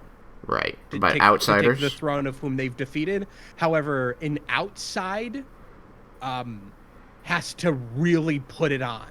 Has to basically dominate the top of the stack so thoroughly, the rest of them just go, we couldn't beat that guy, and he beat that guy. So we do have a couple of options here. Yes. We could trade them something, that's more valuable that he could offer as tribute. We could go with the false god thing, or we could try and challenge him. Or I'm also open to any other ideas. Roger could probably play for them and win them over immediately. Or I could always scare them off and cast fear. So while you guys work out a plan, I'll be right back. And when I come back, we're going to put that plan into action. Okay. What are we gonna do? Well, assuming we don't want to accidentally genocide, we would probably want to appease them in some way, play into their beliefs that tribute must be given, but perhaps we can convince them that the tribute is worth more than tribute we would wish to extract from them. Perhaps that they could give us what we want in exchange for something that is obviously better. That's definitely a possibility. I'm all about that idea, but how are we going to communicate that to them? That is rather a wall I had not yet scaled, and you could not... Go ahead. I apologize. I did not mean to interrupt you. No, by all means. So, what did you have to say? I have a potion of mind reading. I'm not entirely sure to work with a different language, but... Well, then the thing is, how does that present us to them if one of us can magically read their minds? It's not bad. Mind reading would allow you to know what they were thinking regardless of what language they speak, but it would be entirely one way. But that would still be useful information. To know how we're being received. Certainly. It's information I could pass on. If only we had something, some access to tongues. I haven't got the spell myself. Nor have I. Nope. Nor have I the ability to change it out. Oh wait, hang on. You can change as a cleric, can't you? I'm trying to remember. I change them daily in the morning. Yeah, that's right. I have already run into wishing I'd prepared one spell over another, and tongues is a 3rd level spell to which I have access, but it's not prepared. I'll be honest, I'm kind of liking the idea of sending Roger in, either as a friend or a foe. Go in, either win them all over or scare them away. We don't need long, just a couple of minutes. It is possible we could intimidate them by taking down the chain of command, or intimidating the chain of command. If we prove to be too much of a threat to the leader, or non-lethally, they might just leave. Maybe. Yeah, but who does that? I mean... just speaking very plainly, yeah, it would have to be you, because the rest of us... Like, I'm good in a fight if they don't know what's coming. And this is the opposite of that. Indeed. I still have one casting of Spirit Guardians today, which could prove useful if it comes to that. However, I have learned through my life that people are usually quite interested in giving something up if they think they're getting something in return. Not only that, playing on your point, if we give them something in return while convincing them that we are a stronger party, that may be of benefit to them. I see. Indeed, I like that. A tribute to pay us to leave them alone. Oh, you took the thought in a completely different direction, but I must say I like your direction. I was thinking more beneficial to him, more of the persuasion aspect. If he thinks that we are stronger powers, then he would gladly hand over the cap for a tribute from us instead to give him higher standing. We would simply do a few tricks and show that we are the benevolent forces that he wishes to trade with, as it were. That is fascinating. I apologize for my former a lot of high misunderstanding. concept stuff for people who don't speak our language. Honestly, if I thought that you could sneak in there and steal it from under their nose, I would absolutely let you do that. Unfortunately, oh no! If I thought I could have done it, I would have done it while I was there. That's fair. So, what do you guys want to do? We're running down to about an hour left. What do you want to do? Well, is there a way to combine all our plans together in a way that's not going to be overkill? So, real quick. That's a dumb question. Johan, roll me an intelligence check. Sure. Should I add anything to it, or just straight intelligence? Just straight intelligence. That is very unfortunate. Straight intelligence check. That is a 2. Never mind. The dice were not with me. The dice giveth, the dice taketh away. In your mind, something the captain told you. In the back of your mind, it rings, though you can't hear that bell. Something the captain told you. That's all. That's a 2. Thank you. Allow me a moment to ponder on this. What about this? Why don't we go in? Let's try your trade. Let's try that. Let's try your trade. The bodies. Hmm? They bury the dead at sea. The bodies fall wherever the airship is. Perhaps that could be traded. Bodies? We have 3 fallen in the crew.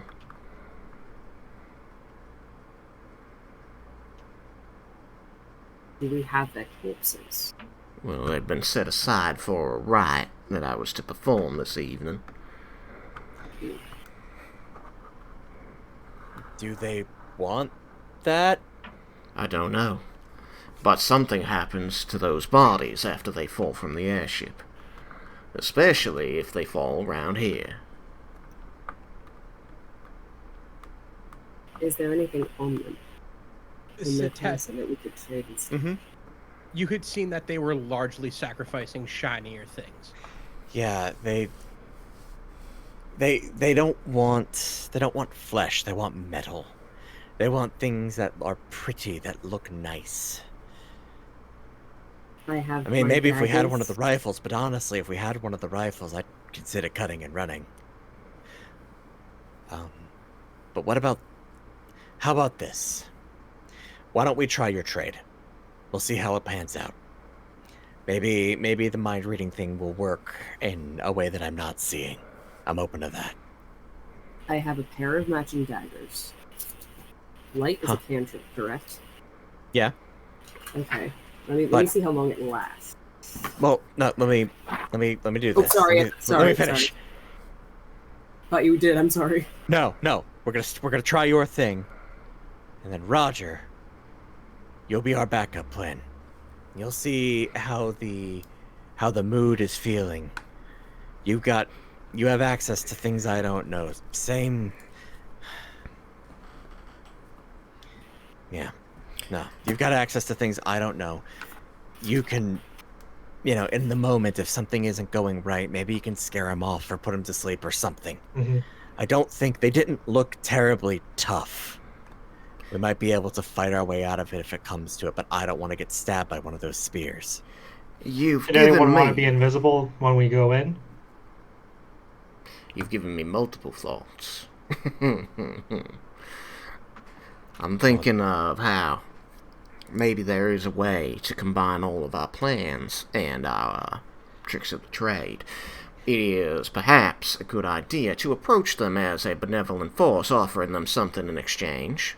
But we don't need to specifically ask for what we want, because we have somebody who is adept at stealth, and someone who can make that person invisible. So, say the three of us, Isolde, myself, and Roger, draw their attention, the entire crew, offering them shinies, offering them something, looking like powerful people, lots of attention there.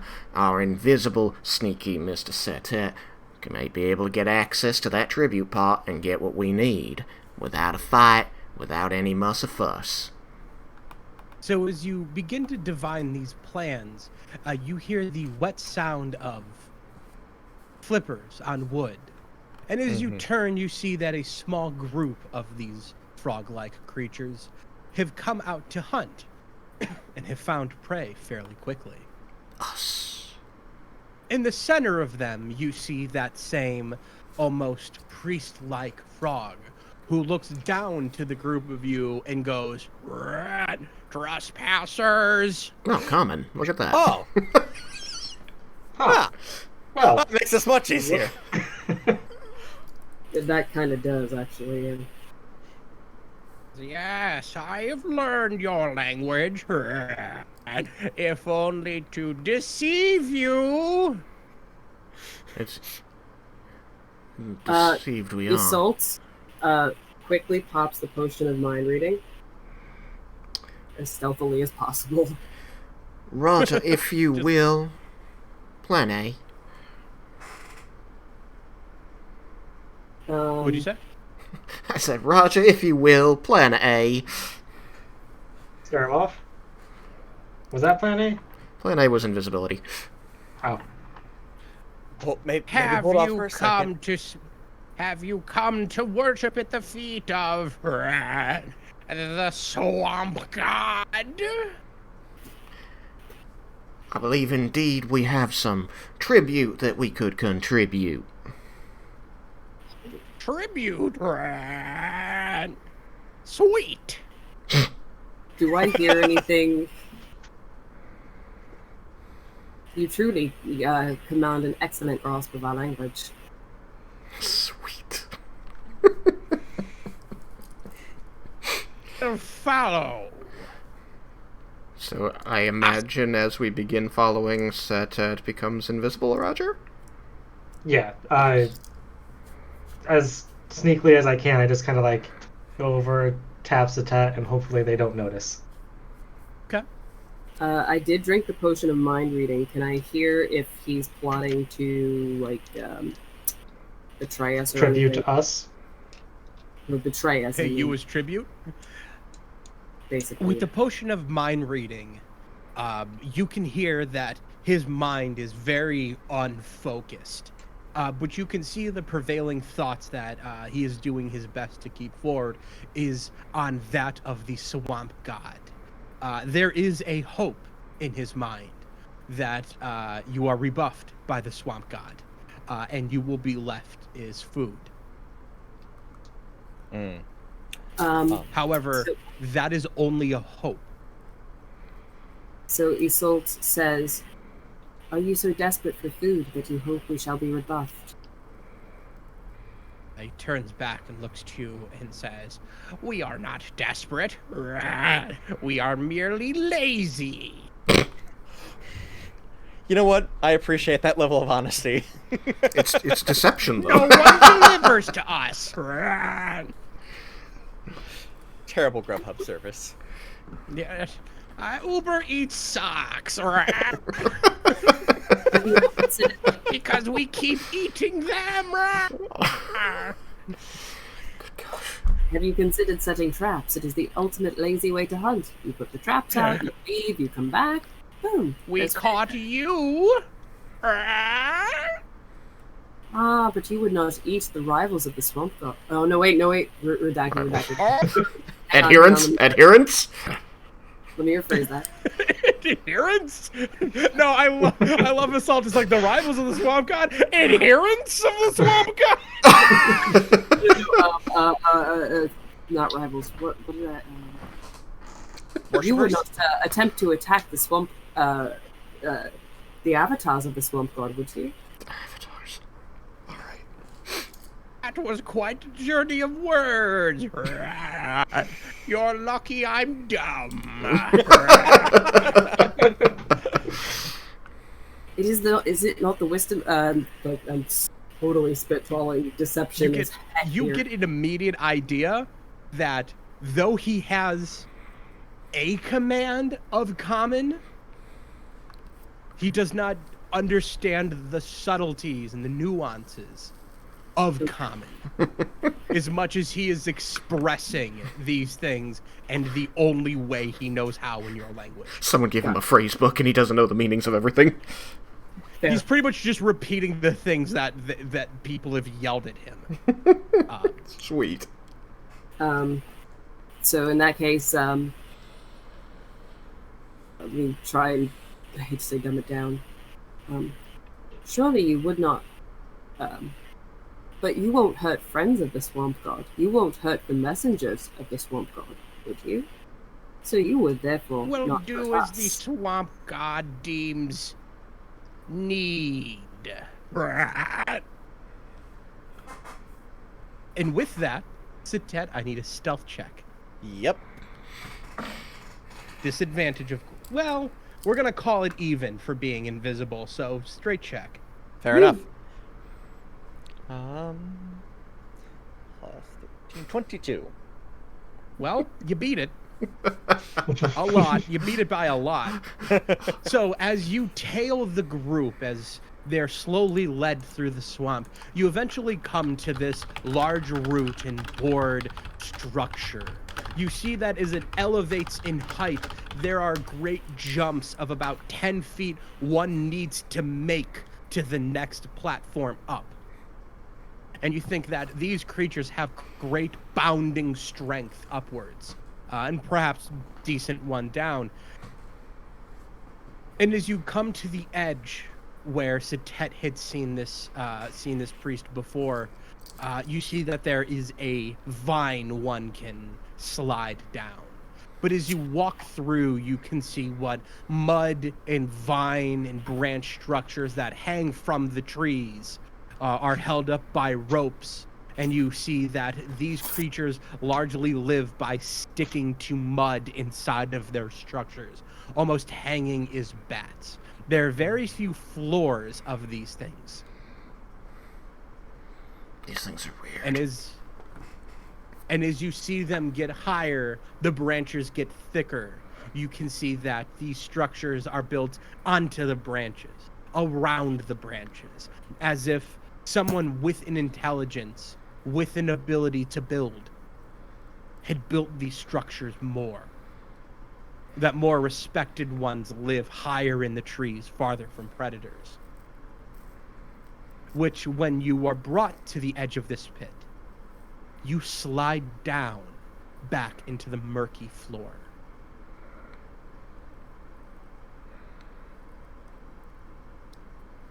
As you slide down, your feet touch the gross, fetid swamp water around you. Floating in this are partially dissolved bones and skulls of local wildlife, of the massive bugs nearby, and some even occasional humanoid bones float up, partially dissembled, and sink back down in the bubbling mass of swamp. A great door of beads and shined rocks, gold rings and necklaces cover the inside. And the priest stops in front of it with his small retinue of 5 other bullywogs and says, "Gel Captitude, our swamp god awaits you." And then he opens the curtain and slides in. Are you all ready to see the god of the swamp? Yes. So all the shiny tributes are in here, and we're going to the god of the swamp. Apparently. Cool. Fetid Okay. I swamp. will be like just like right behind all of them, and I will just kind of lean forward behind Yasult, and I will say, It's in there, all right. So All right, the I'm gonna gotcha. I'm gonna stay right behind you. I'll stay right here, and I like have a hand on your shoulder. Once I see it, I'll make a move. Isolde gives like the barest nod of acknowledgement. Like she plays it off like she's heard something. Like not near her, not Yeah. not here. Looks She up in plays the off- opposite direction like something from the trees. You hear that guttural chanting coming from inside now, from this one single frog. And as you all enter in, you see the priest down on its knees, prostrate in front of this massive, bubbling, symmetrical cube. Yep. And as you step in, you can see floating down into the center of it is the crown on top of this ship. Built up on a small pedestal of great rocks and adorned in flowers is, to the common knowledge, a gelatinous cube. And on the inside, you can see what looks like another bullywog in the Stairway to Heaven Led Zeppelin with like Icarus like this with like his arms up. You see there's a bullywog inside and like putting chicken in a deep fryer. It is just furiously bubbling from the inside, and you can see just as the crown floats down, it touches a strange brass and golden sword. That seems to suffer no degradation despite its current circumstances. The creature turns to you. The priest says, "Behold the swamp god!" Grass and what other material? Gold. How many bullywogs are in this room? There is only the priest. Ah, Oh, good. Okay, good. I just imagine this big amphitheater of people cheering. Rah, rah, rah. Like, oh gosh. We're never getting those beryllium spheres. I will move from Isolde to Johan. All right, brother, what are we thinking? I'm going to very casually activate my shadow armor, Okay. my mage armor. Johanna, what do you think? What do you think? I What do you think that if the crown of the ship is inside the gelatinous cube, we're gonna have to extract it. We are. I have to do it fast. Gelatinous cube. How large is this gelatinous cube? Is this a standard 15 by 15, or is this bigger? This is like a 20 by 20. Oh boy! This one is a healthy, well-fed one. Okay. Domesticated. All right. Yeah, we certainly don't want to bring down the wrath of the Bullywogs on us, but I don't think we are going to be able to do this, as you say, delicately. No, I think this is fucked. Like, Yes, from already.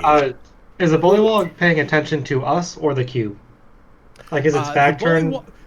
The bullywog fully believing it is in the presence of an all-being, all-powerful god is still on its knees bowing before this thing. Oh, cool. Okay. What if we can prove that it's not a god?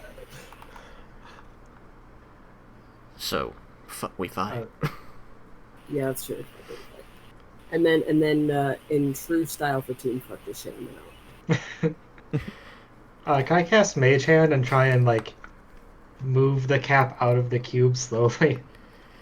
Will that work? Maybe. So as you cast Mage Hand, your spiritual hand begins to push through into it, and you hear the as whole gelatinous cube begins to shake, and the bullywog leaps up and goes, Shakaka! I understood that reference. And he says, it is trying to speak to us! And it grabs a handful of sticks. Now, with this, do you want to withdraw the hand now that he's up and he's aware? No. Listen well to its words of wisdom that it bequeaths upon this swamp. Blessed are we!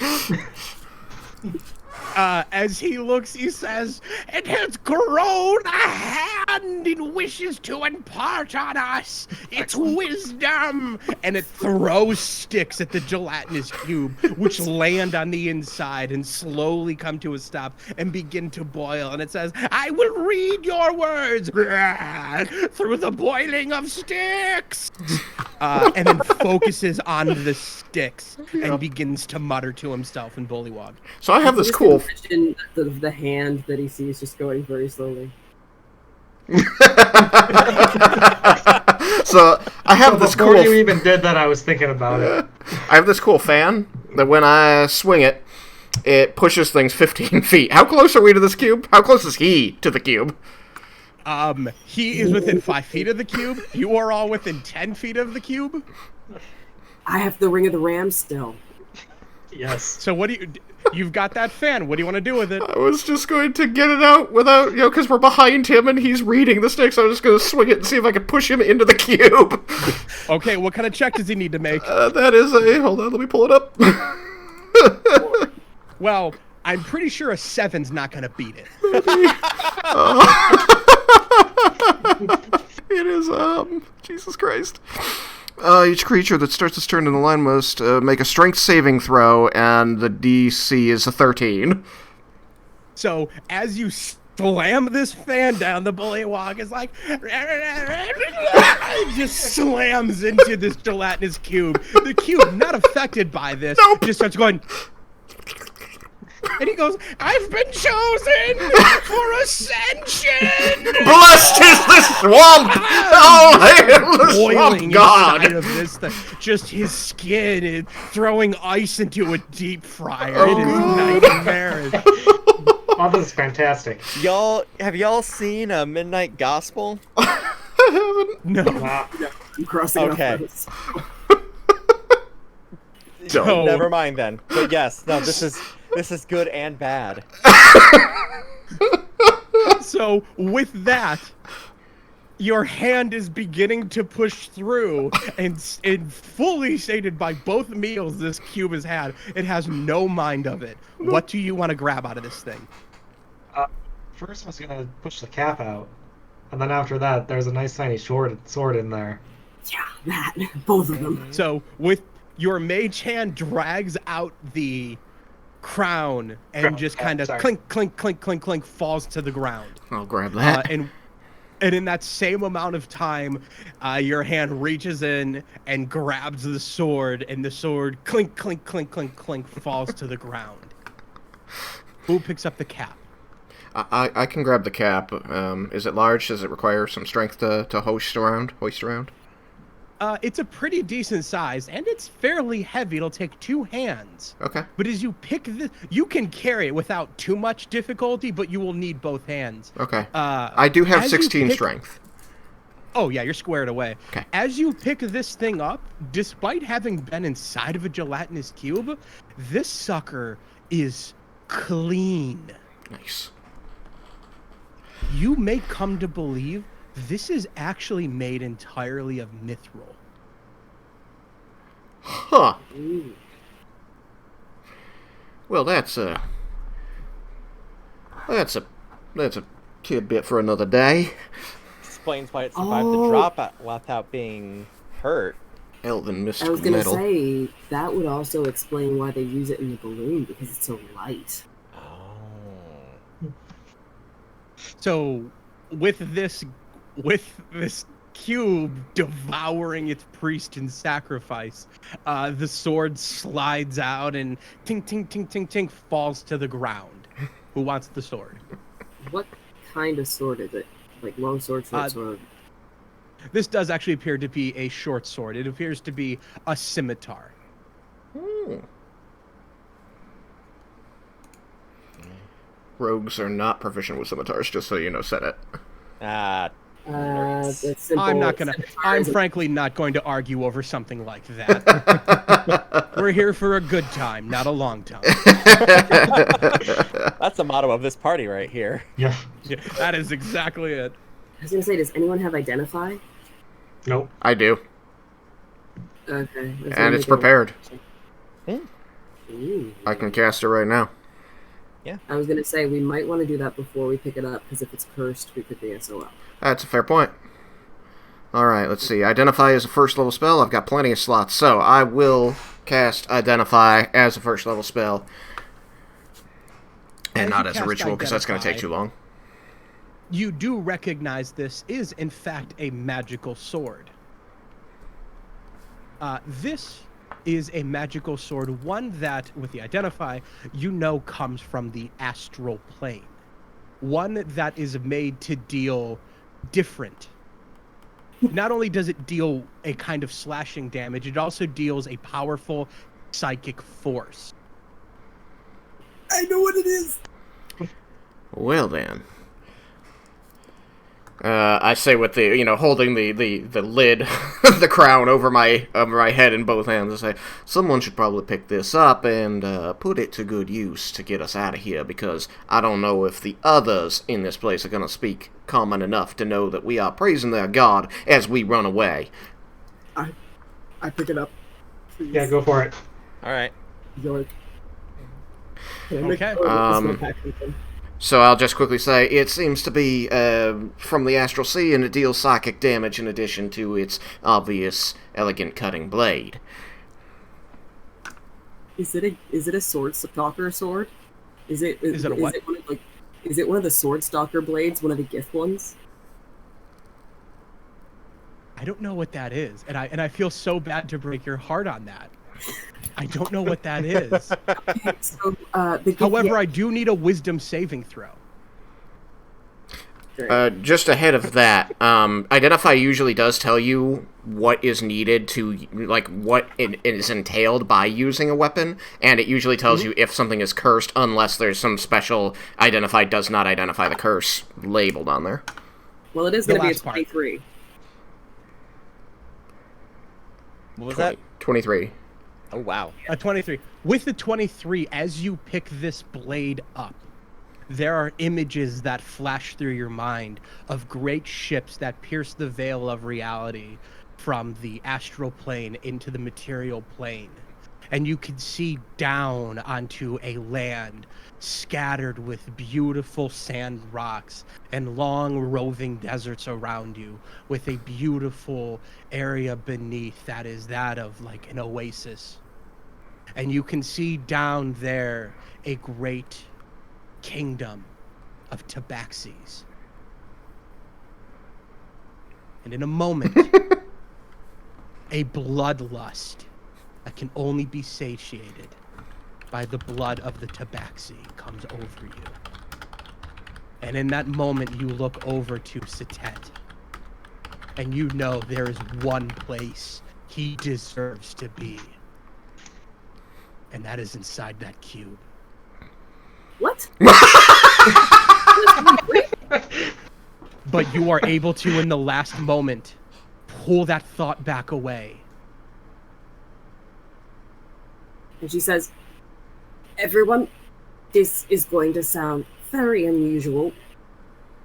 I think I may have some idea of how the civilized crusades truly began.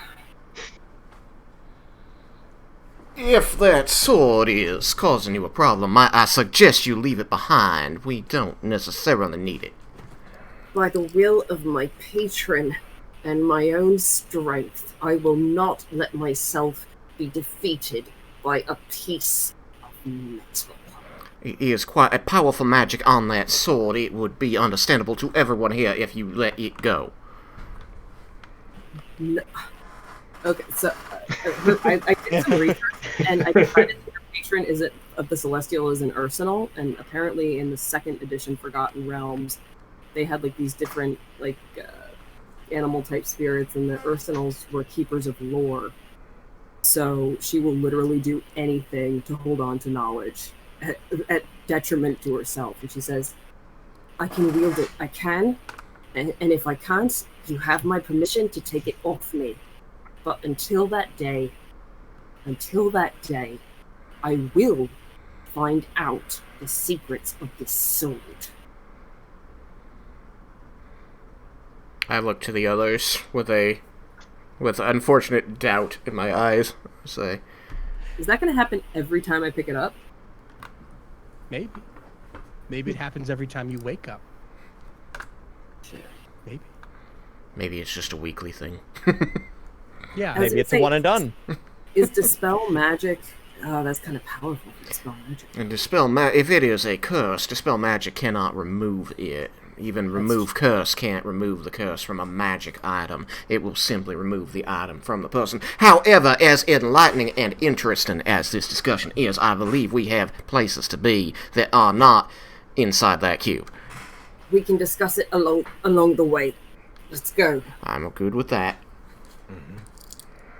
So how are we getting out?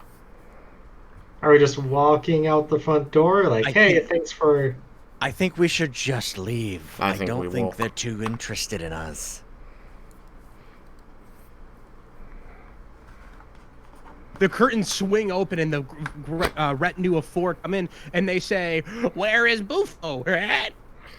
He was chosen. He was chosen. And they go, "Oh shit, really? Good for him." And then they turn and they high five each other, and they're really psyched because they're like, "Yeah, now the totem got a little bit smaller." And Maybe they'll be next. In that moment of realization, the totem got smaller. Nature abhors a vacuum. Oh no. You guys better figure out who's next in line. They levy their spears down at each other as they know they were the honor guard of Bufo.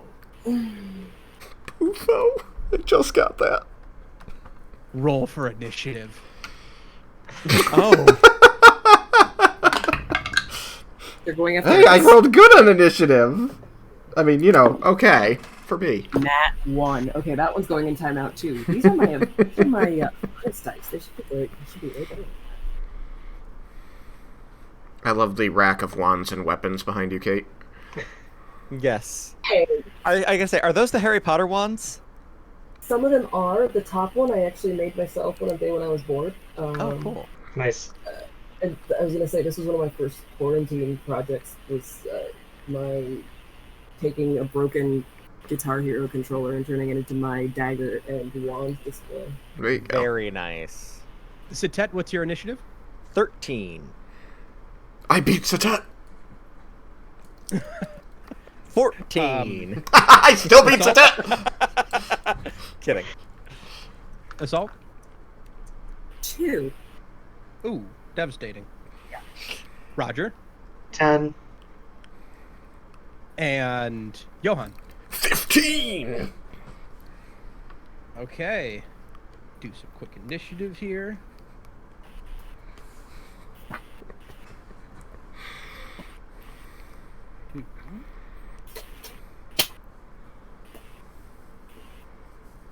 Tattoo is still invisible.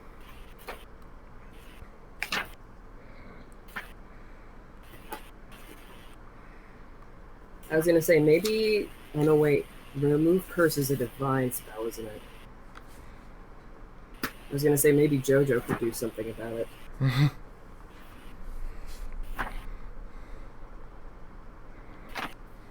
All right, so starting off the top of the order is going to be one of the honor guard who is going to lunge forward at one of the other frogs, yelling, "I am chosen!" And starts just slamming the spear down. And that is oddly going to miss because, let me take a look at some armor class here. Yeah, no, that's definitely gonna miss. That one slides out of the way.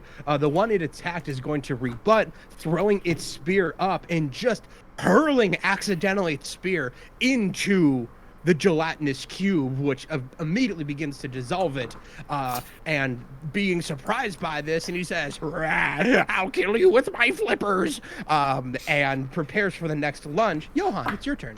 Okay, so just so you know, that gust of wind that I blasted him into the gelatinous cube with, it goes on for a minute. So is that done, or is that still going? Yeah, it's done. It's done. Okay. Then I'm just going to, with the silver dome above my head, I'm going to say, well, we paid our tributes to the Swamp God, and it seems like you boys have a lot to figure out here, so we'll just be on our way. And I will pick my way around their fight and try to go out the door. Okay. That's a Yeah, good you idea. can do that. Do Okay. you know how much psychic damage this scimitar does? I will tell you when the next game starts. Satet. I'ma leave. Okay. That takes you yeah. out of combat. Yeah, I'm the just gonna next guard- follow Johan. And is Setet still That's the invisible? better part of valor in this case. The next guard, seeing his unarmored Once again, we are former honor walking guard, away from the boss fight. is going to thrust his spear at him, but the unarmed guard is going to turn, grab the spear, and break it off and wield it like a dagger. So that is going to go down to Roger. I'm just gonna try and follow suit with Johan. Like, I'm out, guys. Okay. All We're right. out. That's Like, gonna I didn't take mean you out to- of combat. Yeah. Zol, what do you want to do? Discretion is the better part of valor. I'm going to gracefully exit. And you're gonna leave? Yeah, I'm just going to very carefully back away, just kind of examining the scimitar as I go. Okay. As you just kind of work around this kerfuffle, you see the last one has climbed to the top of the altar and goes, "Shakaka!" and just slams into the gelatinous cube. I don't have to fight for my right to be chosen. I choose myself! Self-validating. It's And self-care, with really. that- It's very important. You are able to beat a hasty escape from the Bullywog village and make your way back. I guess it's sort of like a self-unactualization as you dive into a gelatinous cube. Self-deactualization? There you go. So on our way back with our spoils, the crown and the sword, I imagine that Johan and Iseult are discussing the sword because it is very, very concerning. Yeah. She Um, said she she's fine. basically- She's fine. She explains the vision Nice. she saw to them, and the feelings that she felt while apologizing to Satet. Personal opinion? I think you throw that sword in the dirt and we never talk about it again. How about we bring it to Jojo and see what he has to say about it? please. Okay. As a pursuer of knowledge myself, I do tend to side with Isolde on this. I would not want to give up such an impressive piece of history and lore without fully understanding what it might be. I do, however, feel that even our friend Jojo will be incapable of removing the curse. As I have stated, curses cannot be removed from magic items. Curses At the can't very be least, when removed we get from back magic there, we're items. wrapping it in a towel. Yes, I've heard a those scabbard are and very a good at at blocking curses for a short period of time. I If think you I say would so. not be remiss in saying perhaps it belongs in a museum. I'm inclined to agree. I don't know if I'm this still thing's telling you to curious. kill me. I think it belongs back in that gelatinous cube, but But that's I'm just outvoted, it. so that's me. If this is what caused the civilized crusade, this could be what stops it. If we can prove that this was started because some damn piece of metal had a curse on it, imagine what that would mean. That would be the downfall of the crusade. And a great number of people would not have a reason to fight any longer.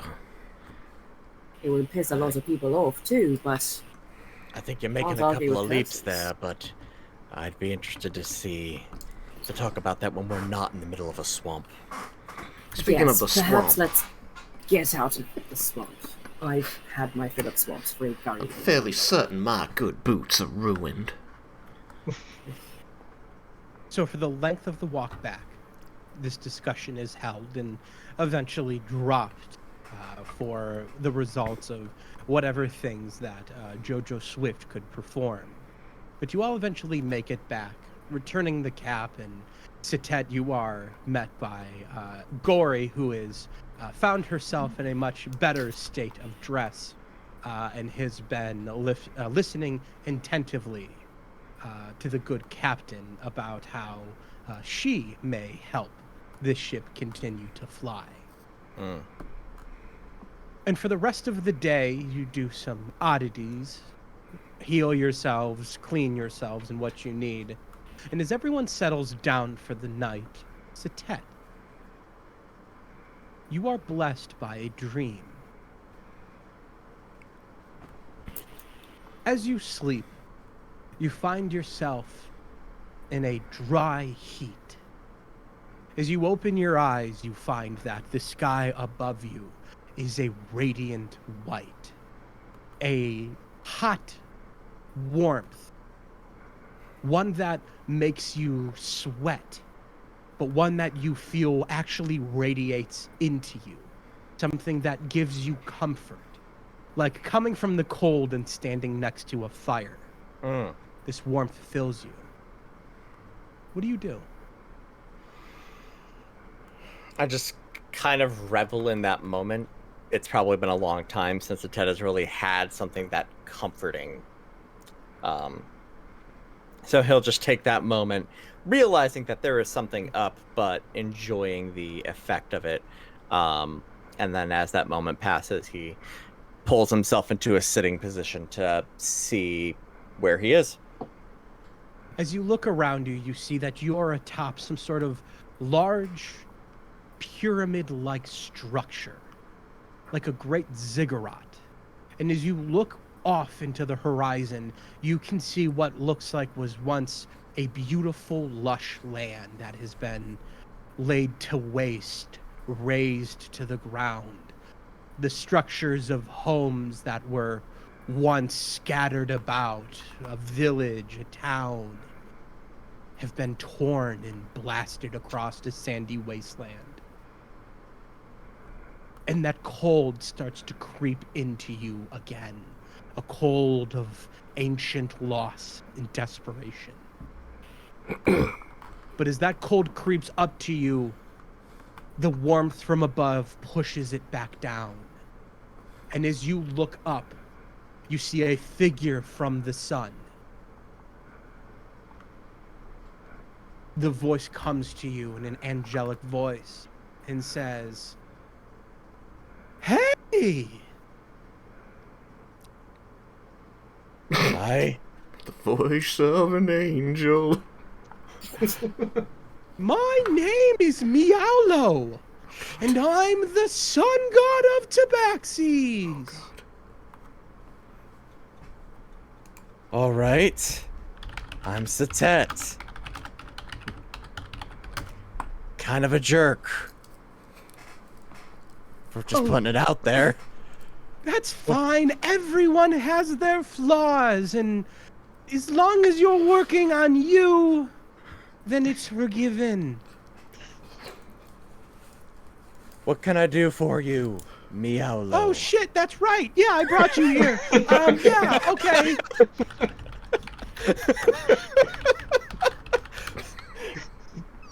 Yeah, so, hey, yeah, that sword Yeah. your buddy got? Yeah. Yeah, that killed a lot of our people. It was really fucked up. Okay. I got the impression. Yeah.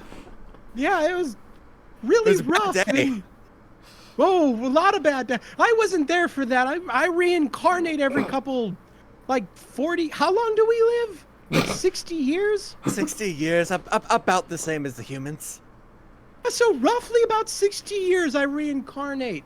So, like, I don't know. I just kind of know. You ever seen Avatar? It's like that. Oh, okay, I got you. Yeah. Yeah. Yeah. Yeah, it's on Netflix now. But listen, that's not the point. Netflix, give us money. The point is, that blade's really bad. It hurt a lot of us, and I think you should do something with it. You know, maybe something good or destroy it. Okay. All right. mean- Well, you know what? Yeah. Did you have a question? Would it be better for me to wield it or destroy it? You know, that's fun. I don't know what would happen if you wield it. Maybe you just kill yourself with it, or Yeah, I I don't was know. thinking, because I'm going to be honest, I'm really bad at that kind of thing. Yeah, then don't do it. Don't put yourself in that spot. All right, I'm not gonna. Cool. All right, I'll talk to Isolde and we'll see if she'll help me destroy it instead. All Now right. that hey, where am I right now? Where's this? 'Cause Oh, this is wild. Oh, this is Maztica. Mastika. Yeah. I'll be honest, my folks didn't tell me much about the homeland. Not a lot of people know about it. It's been I mean, like, when they came down and fucked everything up, everyone hey, do you have, like... Okay, so they didn't tell you a lot. No. Oh, wow. Because, like, original members from Maztica are technically immortal. No shit. Yeah, no, I'm serious. All right. Yeah, my I mean, I friend don't- Breeze is. Okay. Yeah, I don't think he knows it, but yeah, he is. I mean, I don't know Breeze. I also don't know if my family is actually from Mastika, but I mean, you know, I think this will be a good exchange. Yeah, we'll get this taken care of. No, I've had a lot of fun. Hey, it was really great talking to you. Yeah, likewise. Don't be a stranger, I guess. No, all right. Hey, every time you look at the sun, remember, I'm looking back. And the shadow ascends back into the light, and you wake up with a start. That was the second most fucked up thing I've seen in the past 2 days. And with that, the airship Gilwall will be still back. works. The airship will be back in order, and will take back to the skies. And you are 2 days off from Starborough. And that is where we'll end today's session.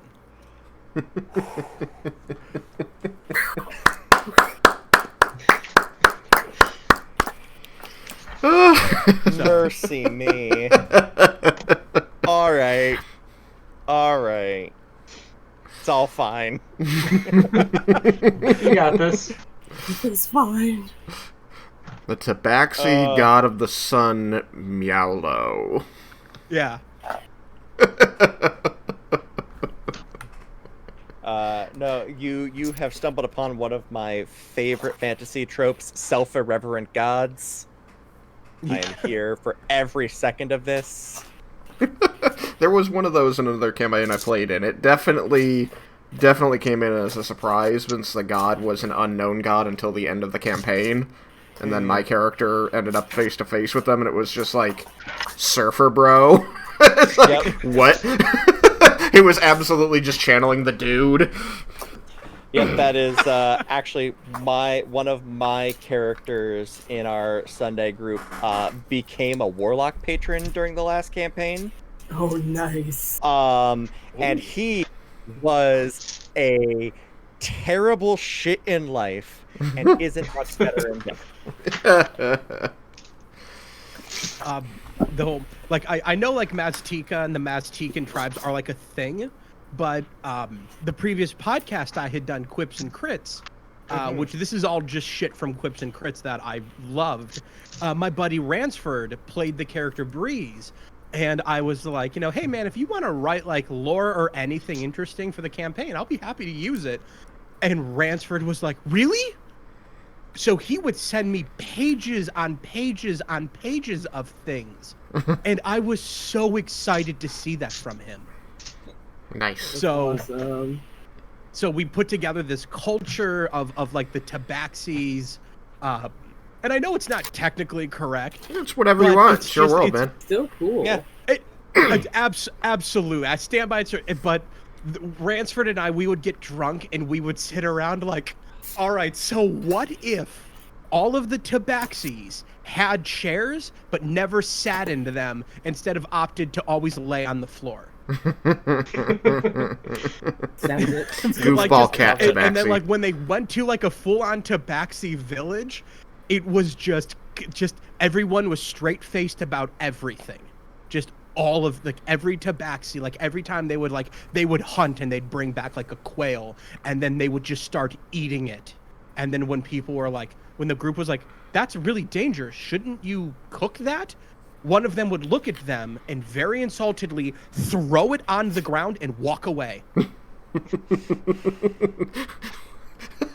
Fuck you and telling me how to live my life. Yeah.